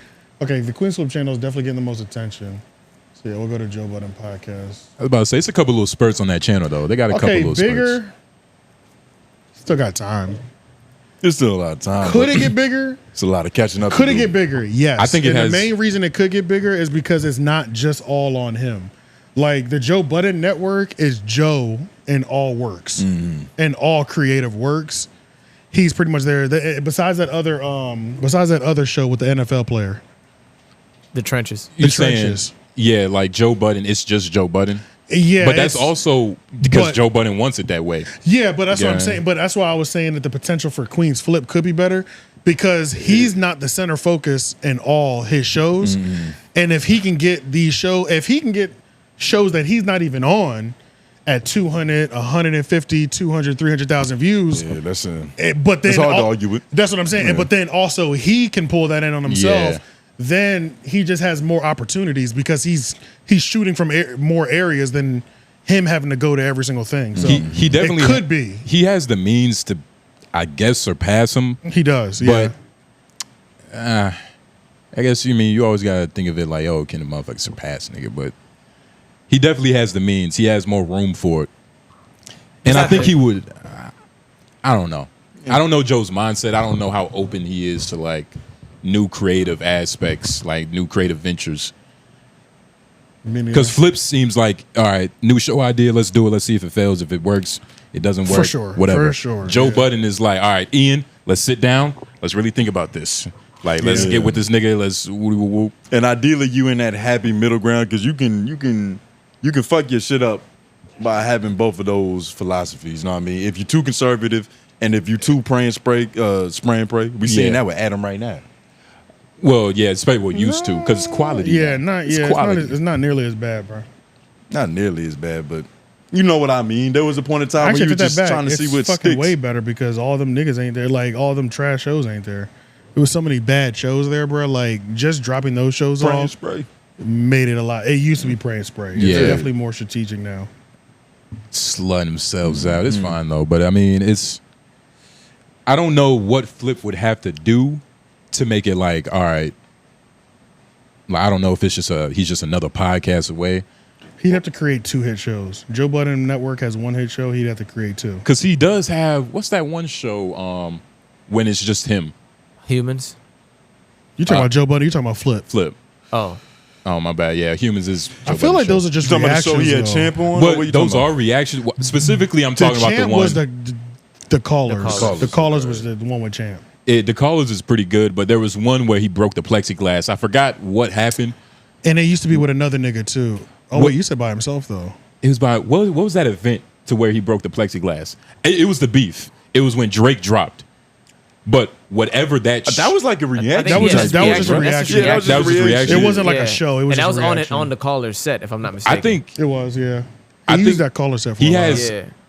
I could see him doing like real live stuff, maybe like Twitch.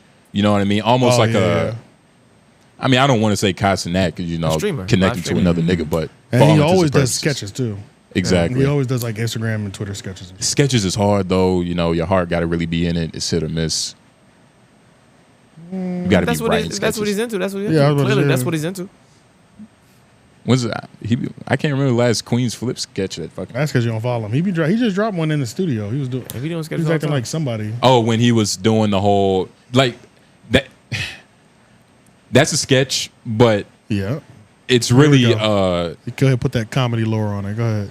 it's a music video. Don't do that because you. That's why your set wasn't funny because you don't have the Yo, Lauren. the shit. Wait, hold on. My nigga Lauren, try to find it. It was a sketch by, I guess definition, but it wasn't new material. It was just him playing Eddie Murphy when he was doing the whole Party all the time. party all the time, it was hilarious. I did see that sketch, but I'm talking about. Probably in shorts. Oh, yeah. You might have to go to his IG. Niggas don't be posting shorts Just on. search Queenzflip party all the time. I don't know what sketch y'all talking about. But when I mean sketch, I mean you know what I mean. Like you nigga, some sketches, nigga. Right there. Oh, this is 3 years ago. Oh, So and it was this is 3 years old. ago. Oh, okay. Like nigga. He just reposted it though. Exactly. Listen, I'm out. I'm hanging out. I'm not coming to the studio. I don't want to be bothered. I just want to go out. Like Linda, you just told me you were coming to the studio. I'm waiting for you. I actually don't want to see this. I was about to say, and to my point, I have yet to see. I can't remember the last time I seen a Queenzflip sketch that was this year. Let me preface it, this year, because this was 3 years ago. Okay, he definitely did something this year though. He did that one where he was dancing in the rain this year. That shit was crazy. It wasn't funny. I just thought it was crazy. I'm gonna have to see it, but when I say sketch, I'm talking about like actual, like Queenzflip is the master of funny videos, I don't think funny content. Oh, I think it's a different. Well, I don't think that. The master. I think he does Hell skits. no. I think he does. He could do it, but he ain't the master. He's not the master, but he He's does. Far from it. He He, does. wasn't even on the funny people list. There's a difference White people between made that. skits and sketches. I think there's a difference. Sketches are a little bit longer. They're a little bit more drawn out. A skit is something that you could probably do in 30 seconds on your phone. So 30 to 60 seconds is a skit. And a sketch is like 2 minutes to 5 minutes? Maybe. 3 to 5 minutes? If you want to put that on and, them, yeah. Like I'm counting a sketch as an original piece of work. Like this was funny. I seen this and this was funny. Look, I'm telling you, this was funny. This and if was y'all original. haven't seen it, go watch it. But it's been done before. It was literally an original piece. He's just Queenzflip with a wig on. So it's funny. But it's not an actual thing. All right, let me write this down. Ooh, that's a good punchline. Ooh, let me do that. It's not a, you know? Nope. It's not an orchestrated piece. I don't know. We know you don't know. We saw All your right. set. But I mean, look. Matter of fact, let me do Queenzflip. So I'm just go to his page, try to find a sketch. Can't even define it. I'm talking about I don't know what I'm talking about. You can't even define it. Define what? I gave you a definition. That's crazy. I gave you a definition. Argue with it, nigga. Yeah, all right. First of all, you can't just say it's And that's- crazy like and that's nigga not- disagree, It nigga. wasn't that. It was honestly the perfect, like a skit and a sketch. It was the best way to. Google the difference between skit and sketch. Oh, now you want to get Webster involved? I just want to ask. It seemed like the same fucking thing to me. Let's zoom in. Sketch comedians routinely differentiate their. A skit is a single dramatized. I've always fucked that word Boy, up. you Joke or bit, while a sketch is comedic exploration of. So there is. Wait, a hold difference. on. I don't even feel like I got finished. You didn't even read Hold it. on. A skit is a single dramatized joke or bit, while a sketch is a comedic exploration of a concept, character, or situation. Sketch comedy is a genre within American television that includes a multitude of schemes and identities. Multitude. That's what I'm saying. A skit is just like a little One quick thing. one premise, and it's like 30 seconds maybe. I didn't want to put a time on it, but it feels It's just one. It It's feels focused. not as thought out. But like you wouldn't call anything on the Dave Chappelle show a skit because it's Ever. too layered. You wouldn't call, you know what I mean? Yeah, That's- those are all sketches. Yeah. or like That's what it is. any scene from a Vince Staples show. Like those are sketches. Those are funny sketches. You know what I mean? Or Dave or Atlanta. Those aren't skits. Those are individual sketches. Right. And Flip is a master of skits. I mean, is that where He's not a master. let's just he's a master. I'm not giving him that. I don't find his sketches that funny. Skits. Or skits that funny. I don't find either that funny. So, it doesn't matter which one we're calling. this nigga don't entertain. Master is crazy. Master means that he has sons that blueprint his style. I didn't call him a master. Like master means like he did something like he Okay, I guess revolutionized I'm saying master like in the terms of World, like RDC World are masters of their sketches. Yep. sketches. They do both. But Sketches. yes. They do both. Yeah. But They do both. yeah, a lot more sketches though. A lot more sketches. But I'm just saying for the amount of time he's been in this I game. don't mean a fucking thing. All right, well look, whether you enjoy master whatever semantics, master's, Master's a pretty clear title. an amateur skit maker. He's an amateur now. I have no It's horse in funny this how race. I don't care. But it's funny how I don't care. And you don't even realize what Like, nigga, happened. like, I do. He was defending Queens, and then you started defending Queens because I think he changed his mind or something. Like, No. I was trying to figure out. I was like, what just went wrong, Nigga, because the word master, I don't care like how you perceive him. I'm just saying master in terms of like, You were look, saying that's his thing. he's been in it for nearly a decade. That don't mean anything about Master, but He's a vet. Yeah. Can I say vet? No. He's a veteran. No. he's a vet. He's a vet. Decade ain't a motherfucking vet, nigga. Okay, well He's a now vet. if you He's a can't say vet. vet, He's a what the vet. fuck, nigga? Then I'm what about- is he? Yo, you must hate Flip. Like, the nigga, vettest. he's not. I like Flip. I like Flip a lot actually. but he's not. You don't enjoy his sketches or skits or his fucking masterful whatever. He's trying to rile you up. It's working. Yeah, Nah, he's he's trying not- to rile you up He's not riling me up because he I'm- just switched his position. No, nigga, Good argument. It's not an argument because you aren't standing on it, nigga. It's only one person conversating right now. You Conversing. Huh? You Conversing. did it again. It was you. Yeah, good. It don't matter. But the point is, Oh, he just did it. He just said He just did conversating. it. Yeah. Oh Mark shit. Yeah, mark that. yeah, I mark missed it, whatever. Yeah, I guess I just damn, I didn't even hear that shit.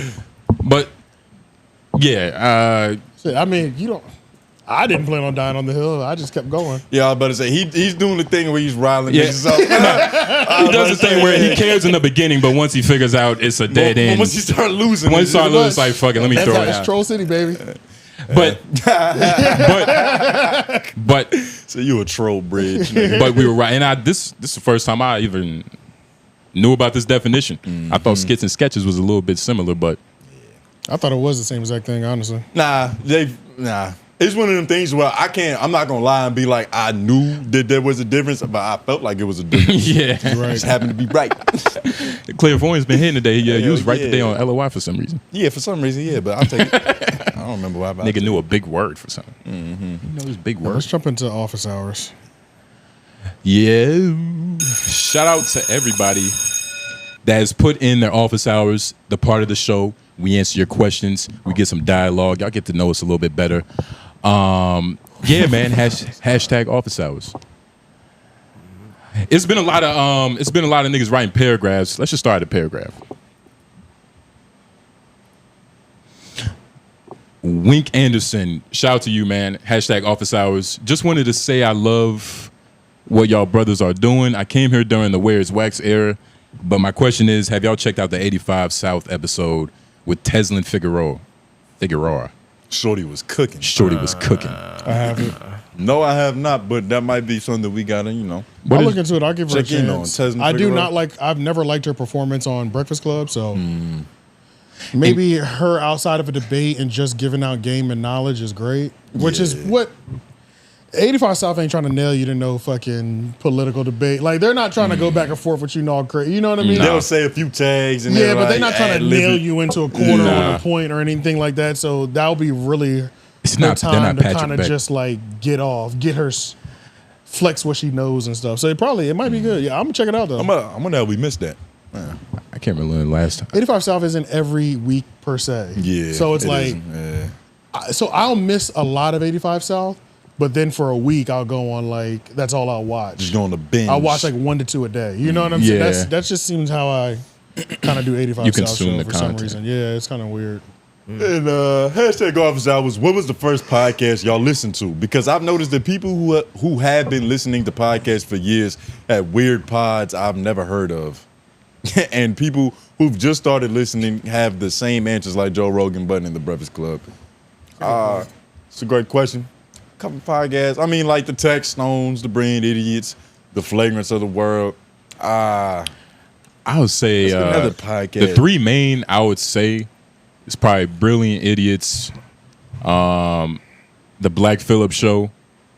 Doesn't count. That counts. Doesn't count. That counts. Doesn't count. Yeah, that was talk radio though. So like, Patrice didn't even know that this would be called a podcast one day. And It's Patrice, let's be honest, like the nigga, he had a lackadaisical approach to business. So Yeah, he didn't even know what he was doing, but it's a podcast. But I was definitely was it on the radio though? It was on the radio. It was on the radio. Bethel was on the radio, so it's not a Can't podcast. count it. But and the original Because we can $1 say million Opie and worth. Anthony's a podcast, but we know it's not. Yes, You know it what I'm couldn't saying? be. And the original $1 million worth of Game Crew. Back when they was in that era, I was listening to that. With Dev. Yeah, with Dev. I did watch more episodes back Just then. before the guests and the ads and Yeah. What was the first U-Haul. podcast y'all listened My to? very first was Brain Idiots. Brain Idiots. Okay. Very first. And then my second. Oh, you know what? Juan Epstein might have been my first. Juan Epstein might have been my first, actually. Because when I got into media, because of the Breakfast Club, I also started paying attention to Hot 97, obviously, because this is when they were beefing with them. And I already knew who Peter Rosenberg was. Juan Epstein might have actually been my first official one. But Brain Idiots was the first that you like actually liked. You know, you came back to it a couple times. No, I'm not gonna see. This is the thing with Juan Epstein. It's like when somebody asks what were some of your favorite podcasts, I can't not say I didn't really enjoy that podcast because I did. For some reason, I just don't think about it first. It kind of has like just I don't know why. I just don't bring it up though. You know what I'm saying? A lot of the other ones are still relevant. You know what I Yeah. mean? So it's like that probably has something to do with it. Possibly, yeah. But it's like It's just not in the I just don't think lexicon. about it first. But I love that show, bro. Cypher Sounds, Peter Rosen. Like I really enjoyed that show. But I would say the first one that I fell in love with was Brain Idiots. For sure. Intact Stone. And then it was Loudspeaker. Let's just put that Yeah. Loudspeaker umbrella under there. I even listened to way more lip service back then, just because it was on a Loudspeaker network. If Loudspeaker dropped it, I watched it or gave it a chance. Yeah. You know what I'm saying? So, hashtag office hours. Which version of Flagrant was better, the sports version or random topic / guest version? Which I guess the random topic / I feel like there's 3 versions then, because this version now is just guest, right? No, they had their solo episodes. They had their solo So episodes the for random sure. topic / guest is the current version of it? Yeah, there. Yeah. But starting from the Miami iteration on, because they were doing that too then, that last like I forgot neon about the sign Miami. era or whatever. Yeah. Yeah, like when they're that low that room. era, that era they were also having guests here and there, but they were doing more of their own shows. Yeah, but like the 2 distinct eras in terms of like just their content was when the black dude, Kaz, that's his name. That was when the sports black era. dude was on there really talking about sports, and this era to where they talking about everything. I honestly prefer the latter. Yeah, because this like one. I even fuck with sports, but it's just hearing Andrew Schultz talk sports for 2 hours, Yeah. like maybe 15 minutes. But 15, 2 good hours, 15, 20, you know yeah. what I mean? It's like He was struggling. I never even gave that show a chance because I don't like sports enough. So. Honestly, when I really started fucking with Flagrant for real was when they turned and started like being more broad. Just Like, 'cause being- I remember that like it shows had this podcast on the side, and I was like, Right, all right, it let was me always just a podcast see on the about side that. to me. Yeah. At first, I wasn't bought into Akash at all, and then Kaz, I was like, he kind of cool, but you know, Right, yeah. So it just didn't work. But once they got into that new era, I was fucking with I it. was listening a lot when they were doing the sports shit, and Andrew did have a hard time like keeping it on sports because he just wanted to broaden. He wanted to He's laugh. a he wanted comedian. to, Like he wanted- it's hard to stay on yeah, topic. so like, and Kaz had a hard time with him. Kaz had a hard time with him Comedians got veering all that off. You know what I'm ADHD saying? now. No, it's not ADHD. It's just we got a lot of interesting things to say, nigga. I know the two hacks ain't laughing. Shit. I know you didn't call us a hack. You got to earn the right. I have the right. I got on the stage. You got on the You stage. niggas did. I'm only giving you that in comparison to him. You niggas did 20% of the allotted time, and y'all got off stage and said, "We stand-up comedians AJ, now." full of jokes. AJ. I told jokes. So I'm a stand-up comedian too. I told jokes. You told a story. If you don't know the difference, then Dave I Chappelle can't tells explain stories it all to the time, you. too. When you are a legend, you can break the rules. What are you I can talking break the about? rules even when I'm not a legend. I I can mean, do you me. can break the But rules, you but you're not have to going to know be playing the right. prerequisite of the rules in order to break them. I had done Almost stand-up- with anything. I had done stand up before y'all. Let's just And let that plus, record I'm not reflect. saying I'm not saying that you congratulations. can't tell a story, but your like It's taboo, I Your guess. your joke can't be a story. It has to be a story Especially with if, jokes. like, there's who's that white dude that does that? Dan. I forgot the comic's name. Who you talking about? But he's Dan Cook? Dan Soder? Nah, he's a storyteller. no. Dan Cook. That might. Dan Cook is the white dude that was like super big. Dane Cook. He got a lot of flack, just like you, for telling stories, getting away with it. But his was a little. He got more flack for being an internet comedian. But it was I feel also like this nigga. It's just- kind of all encompassing. But you're right. Yeah. It's all that. It's all that. encompassing. But Like once you getting flack, it's like there's a way to tell a story that's not just I haven't seen y'all do it yet. waiting for people to you laugh. haven't seen us do at what what yet. you We thought got was funny. jokes. We don't need to tell stories, nigga. Okay. We telling Jokes. bits. You got- Shut up. You got 30 seconds of jokes. Punchline, Can you nigga. go You back don't to know that nothing other one about real that. quick because I break my I like to break Flagrant down in the studios more, and mine was White Studio. That was my favorite era. White Studio. Was that when they had like the shoes?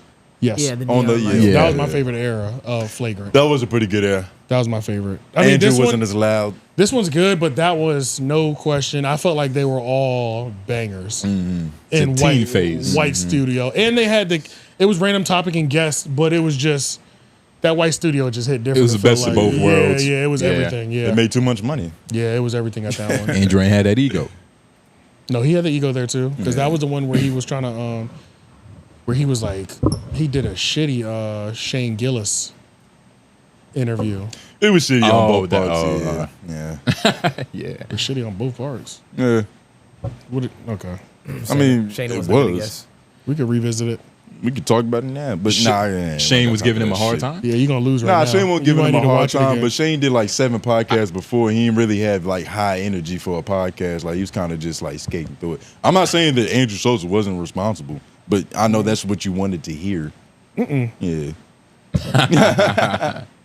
Hey man, we got Andrew Schultz supporters and haters, nigga. Hey, you gotta have both. But hashtag office hours. I am both actually. Yeah, literally on one shoulder. Because I literally have gone to every show in Raleigh since he's come. So Yeah, you love him more than me. I ain't giving him money. But as y'all can see, I'm a huge supporter of the podcast. I leave office hours, likes, comments, and I subscribe to Patreon. I just had some advice I wanted to give to the show. I'm a poet, so I'm big on vulnerability. I think Homeroom University could easily be a huge podcast with one change. Everyone be more vulnerable. Tell us about your life, what you're struggling with. Shit, why your girl piss you off, laugh out loud. Build a connection with listeners. That's how they turn into supporters. But I appreciate y'all time. God bless. Shout out Mac716. You you're absolutely right. You do your homework every time. Yep. Your point is valid. It is. I think that we tried to like put as much of us in here that makes sense to the conversation, But we because also we try could to easily just go off the rails and like be off topic about these other niggas shit. Yeah. because what we Staying do is focused so is- specific. right. So yeah, I And do feel staying them though. focused is feel like what's helped us overall Yeah. is that we stay focused on the topic. Yo, you know what'd be crazy? What if we had like a shift like Flagrant did? A shift? What you mean? Yeah, like where we went from talking about sports to like our lives and random topics. No, that'd be crazy. That would be insane. That'd be crazy. Yeah, like that'd be crazy. That'd be insane. That'd be crazy. And really, but I think it's honestly, something that I I feel like force honestly they'll get more of that when we go to 2 shows a week. Yeah. Especially when the second show is live. Yeah. Oh, yeah. Because you want to see us live, nigga. Yeah. But outside of that, obviously the other 2 shows. I was about to say, nigga, 3-0. You're getting pretty much like a vulnerable AJ, a vulnerable Cherry, a vulnerable Jeff, Shane right there.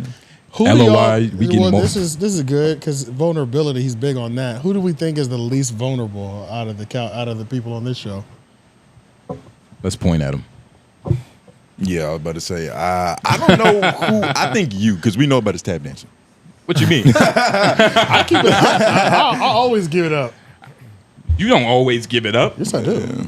What you mean? I don't know. Lauren is the most mysterious to them because he's off camera, too. and like That's a the lot of biggest that thing. is intentional. But right. Don't look at me because I pointed at you. Maybe you. Maybe you. He's the most vulnerable because vulnerability disgusts him.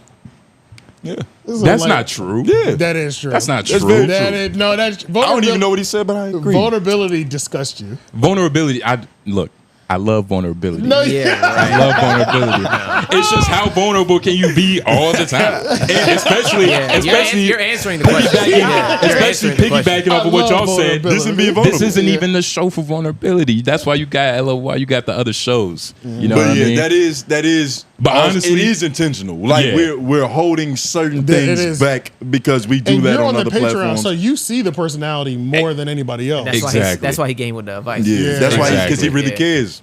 Yeah. Shout out you, Max 716. You know, we Somebody love you. did ask me. I can't remember. It was in the DM though. They were asking if they can do voice in office hours, and I'm not mad at that. I can set something up for y'all. Yeah, we can definitely. Yeah, I think I can can set something up with the Discord for that. That'd be fine. Have T-Rail come in. Yeah. Send us a voicemail. All right. Hashtag office hours. Thank y'all for the advice on my North Carolina trip. I picked Charlotte to visit. That's a good city to pick. I'm excited to try Cookout, Bojangles, and Jack in the Box for the first time. I don't know about that Jack in the Box, but keep going. My city doesn't have any of them. My question is, out of those 3 fast food chains, what's your favorite?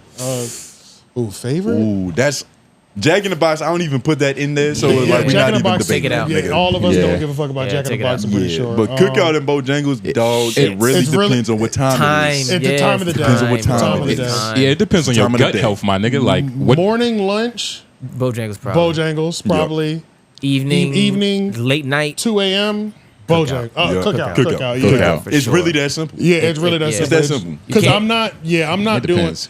I almost. And I might look at you weird if you flip it. Like if you told me like you went to Bojangles when they're closing, I'm Bro, like, I who almost, are you? I almost never Biscuits go ain't to. fresh. I almost never go to Cookout for lunch. Like No. 1, 2, and Nah. after. I almost never do. It's I will always. if it's there. You know what I mean? Like But if it's not many it's options. really got to be there. Like Because I would go to Cookout before McDonald's. If those are the only 2 options on the I street, do it's not agree even a with- I do question. agree with But that. I'm going Yeah, to for Cookout. sure. But I for might sure. go to Zaxby's before I go to Cookout. Yes. So it depends, especially In if the it's like daytime, 12 yes. to 2. See, Yes. for I might go to It's delicate. Zaxby's. It's delicate. I go to Zaxby's like every 6 months. Me Like, too. I rarely it's the go. same. It's I don't the have same. the hype about Yeah, Zaxby's. I don't. Yeah, I don't see Zaxby's and be like, oh man, I gotta go. I go because Yeah. I'm like, I haven't been in a while. Exactly, but I'd I rather like do the that in the sauce. day than Yeah. Cookout. I never Exactly. go to Cookout in the day no matter what. Yeah. So I definitely go to Yeah. Zaxby's before I go to Cookout in the day. Yeah, nah, I'm nigga. skipping over Zaxby's like it doesn't Yeah, me even too. exist. I'm skipping Yeah, over I don't know. Zaxby's. Like, yeah, it's a Zaxby's. They just put one up by my crib. I haven't been there yet. and you're not even pressed. I'm not pressed about yeah, that shit. I don't but know why. It's good, but it's just I don't know. I just don't think about it. So when at I'm lunchtime, hungry. you would go to Cookout before Zaxby's? Most yeah, definitely. yeah, for sure, Most 100%. definitely. Yeah, Hell I don't know, 100%. man. Yeah. Like I'm choosing. It's just Cookout. Like, I might choose Sergio's over Cookout. Like especially if it's just lunchtime. The Moon. Sergio's? That's what I'm saying. Like Pizza just spot. lunchtime. Pizza spot. Like I definitely could Like the choose one that be in the Cookout. mall. Nah. You're more likely to see it next to a food line. Yeah. It's one of those. One of spots. those type spots. Gotcha. Okay. But it I is a fuck with those type of franchise. spots. It's a couple of them. It's a Okay, couple of gotcha. them. It's a franchise. Yeah, I it's do a fuck with franchise. those like pizza shops in the food line shopping center. Yeah. And them shits be hard. Because you can get cheesesteaks, all type of shit. Yeah. there. The taco spot right there too. Yeah, Sometimes yeah. They're not all bad. Yeah. But definitely, yeah. Charlotte got some of the best looking women too. Yep. No questions asked. Yeah, I could tell he watched the episode because we broke it down for Yeah, him. we really gave it to him. Hashtag officer hours. Which events will Homeroom Olympics have? And will it be purely physical or also mental with chess and stuff? This is a beautiful question. It's a beautiful question. You see, the Olympics will be a compilation of different challenges. Some of them physical, some of them mental, but all of them, Lauren will probably fail. But the grounding of all these challenges is to prove who's the all-around better man. Superior man. Well, no, that's what you're taking away Who's from the it. superior That really man? is what he's That's got. what it. No, he's got what his manhood They in think. this. I mean, they think that's not what it is. But that's nigga mental and physical. I mean, you can make it that. that's what the Olympic competition is. It's who's the better person. Who's the but better? since ours includes so many different things. But It's and different. another It's thing, different. we got to put a date to it, to where it's like, We've been saying that for a year. yeah, we have to And put a I'm date scared to to pick it. a date to it now because it's so fucking hot, bro. Yeah. Yeah. It's 90 degree. It's 90.5 degrees hot. right now while we're Yeah. recording. It's hot, nigga. Yeah, nah, God it's hot. damn, bro, it's hot. Yeah, And we can find locations indoors for some of these challenges. for yeah, sure. like Especially with the ones that are like a little bit more mental, like niggas could get a chess, you know what I mean, easily post that. But nah, the Olympics are coming. It's like low-key want y'all to stop asking about it because if we do chess, No, I'm glad they keep if, asking. if we do chess, it's really just down to me and Lauren. I've seen Tone and Nobles play, and it's that's funny. It's That's- funny because he saw like 2 15-minute increments of a damn near 2-hour game, and he thinks he knows it all. That's perfect. I love that. And that's funny. I need That's that. funny because I think we have the better advantage. Lauren, We have I the think advantage. it's going to be between me and him. I think Lauren will come in a close third. I'm worried about No, AJ. that's crazy. I'm worried about AJ. You said that's crazy, Lauren. He says that's crazy. Yeah, but what's I'm not- crazy? Lauren I'm not can't saying disagree nothing. because I'm I not gave him saying credit in there somehow. Nah, I'm but just not saying nothing at all. Lauren's nice. Lauren plays a lot of chess. No, I don't play a lot of shit. yeah, I was about to say. See? used to- Well, Well, like, well, we I know feel who's like- scared of who. We played each other though. Yeah, Like we we've all have. played. Yeah, like, we know played. who's We scared. played. The nigga with a Queen's Gambit. No, like crazy. y'all are light work. Like Nah, we're not. Nah, you y'all don't crazy. know how much I play chess. Honestly. This honestly, you don't know how Tony I plays. You might be better. Nigga, I will sit down and take a shit just so I can play chess. Yeah, Tony You plays don't a lot of understand. chess for no reason. You don't understand. Okay. You should. I'm not even you gonna say should you have should be killed worried. him then. What happened in that game that I saw? You know how the game go. I didn't. He was too use- aggressive. Like I was too aggressive, and because I got a little overzealous because it's him. I didn't even do my normal openings. Like I have a whole plan. I have a whole schedule. Okay. Y'all see that during the Olympics, but you know when you good at it, you can But kind the of fuck reason, around a the little reason bit. he lost, you know, he was a little bit too, like he said, he A was little too overzealous. aggressive. You got But lucky that's you to be won. expected. Because Ain't no luck. I didn't think that he would be able to capitalize on certain shit, and I was right, but he still ended up getting Sound a like W. you So were he gets his wrong. credit. He gets his credit, Yeah, and of you course. should keep speaking because you weren't there, so you should know. It just sounded like you were wrong. I just said it sounds like. You told me the story. I told you what it sounds like. You I lost. I think you That's all. and Tony would be an hilarious game of That's chess. gonna be funny. And That's gonna be the funny match. This is something. That's gonna be This the is funny something one. that, like, nigga, we could do this very soon. Hey, yeah, we could do this play very chess, soon. like, Yeah, we I got, could- I got, nigga- chess, I got a bunch of chess boards. All right, yeah. I feel like Shane has the one where it's like the Harry Potter version. Shane, you hear me? That You got the Harry Potter chess set. Oh no, he said no. Yeah, but nah. he looks like it. Trust me. Do you play chess? I feel like I've never heard you talk about it. Do you play chess? No, I play chess metaphorically. Gotcha. Yeah. He played chess with these bitches. Yeah. Yeah. Shane's all about the He debate. said, "My life is chess. Nigga. Come on now, I'm making these decisions." But nah, man, we thinking about playing it all, like tic-tac-toe, whatever these niggas want to get it in. I don't care. Tic-tac-toe is crazy. That's insane. Honestly, I play Wordle. What's that game, Wordle? Where you Yeah, think Wordle. Yeah. that's a real Where you play real it game. once a day. Yeah. Yeah. I had an ex who put me onto it because I had never heard of it, and she was like, "You never heard of it? Like, Wordle's a big fucking deal." Is It's it like it's how a New different York- is it than Scramble? Scrabble. It's similar to Scrabble, Scrabble. yeah, Scrabble. It's Yeah, similar yeah. to Scrabble. So it's pretty much every day at midnight you get a new, what's it, 5-letter word? It's like 4 or 5. I think it's 5-letter word. Yeah. But long story short, your job is to guess the 5-letter word, and you have a full keyboard. You put them in there. You hit submit. If the word is correct, it'll be like green. But if it's incorrect, if it's correct but in the wrong spot, it'll give you like another color. Exactly. But For then the it'll tell letters, you, yeah. but then it'll tell you straight up if it's just not the right letter. Yeah. Oh, so it's So kind of and you have 5 chances to guess the 5-letter word. Yeah. And what do so- you win? It's all about how many guesses it takes. So like if you're a person that average guessing the word within by line 2 or 3, Yeah. you're like a master. Yeah. Okay. But if it always takes you to 4 and 5 chances to guess it, you're kind of a novice. Like, It's like gambling for nerds. Yeah, kind of. And it's like a thing, and it's like it's a ranking. It's a world ranking. It's like a world ranking on it. Like It's a serious game. It's serious. Yeah, Like, this knowing words person's is on serious. like year 2 streak by always doing an average of line 2 or 3. Like it's one of those. It's like I see it. I It's can one of see it those now. type of thing, and it's once a day. So once you're done, you have to wait for the next day type shit. Damn. So Yeah. you really like itching it. You're invested in this over a You long reading a period. dictionary just Can you like, all right, pay for 7 more letter words?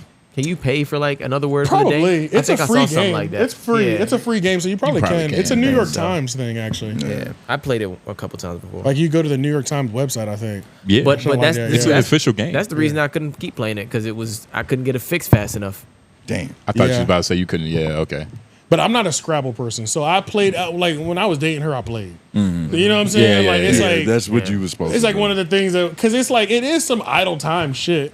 And it's better than it's like playing the game. At least you're learning, you're working your brain. Yeah, nigga. exactly. I just need like 3 words a day though. Like I didn't want to wait for the next word to be Right. the next day. I was like, give me a little more. Like I had fun with that. Let me try again. Okay, Yeah, okay. that type of shit. But I'm not a Scrabble person too, so like word games aren't my favorite to begin with. We could play Okay, Scrabble well, too. now I know your got- weakness. I got Scrabble too, nigga. So Oh, word? I do have Scrabble. Oh, okay. Well, hey, you could get it in that too. I know a lot of words. Nigga. I Yeah. fucking hate Scrabble. Oh my Well, God. I'm gonna call you out when you spell conversate, nigga. I'm gonna tell you can't do that. So Yep. Hey, Yo, low key, the amount of words you butcher, I'll probably beat you in Scrabble, and I suck. And like some of those are for comedic effect. You know what I And mean? don't I save don't know them. that- Nah, Don't some save of them them. are. Some of Which one? At Tell us least, which with, one. at least with me, like I'll fuck around and say some shit that's like sound like a made up word. What's one? Just because it's funnier. you just found out alkalinity was a word today. Yeah, I mean you By can accident. use that. Yeah, you're proving my point, nigga. What the fuck are you talking about? But what about No. the You're eclectic? proving my point. I said that. What about eclectic? What did he say? I think he said Neglectic. neclectic. Neglectic. I don't think anybody's ever said that honestly. Yes. Oh, neglected. Jay said Prove that. it. Oh, yeah, yeah. Answer for that. Said that. Well, see, that was just stupid. But also, I mean, look.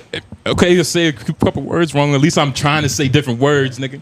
Sure. Hey, nigga. Yeah, Hate on the play, trying to learn, nigga. yeah, nigga. But wrap this show up. I gotta get the fuck out of here. Yeah, I'm sweating. I was about to say, yeah, My nah, balls it are is hot. But shout out to everybody that looked at office hours, Max 17, Nutso, you know what I mean, all these good brothers. If y'all made it to this far in the show, you might as well like the video. You might as well comment down your office hours. Please check our subreddit. We're posting some stuff. I'm about to start getting more active in there. $5 Patreon. Our comedic sets are dropping. Please go check that out. Yes, that's what's happening. But I yeah, need to make sure I have all of them before y'all leave. Too. Yeah, I was about to say. 'Cause If not, I know I got everything. I think I have 2. I'm missing somebody's though. I'll send you mine just in case. Yeah, Yeah, okay. I think I'm missing just one. No. But yeah, man, if y'all watching this, make sure y'all check out 3 Oak. We got LOY dropping them all. But that's it. It's been a beautiful show. J No, Stone Groove, AJ the Menace. White man behind the boards. Yeah. And we out.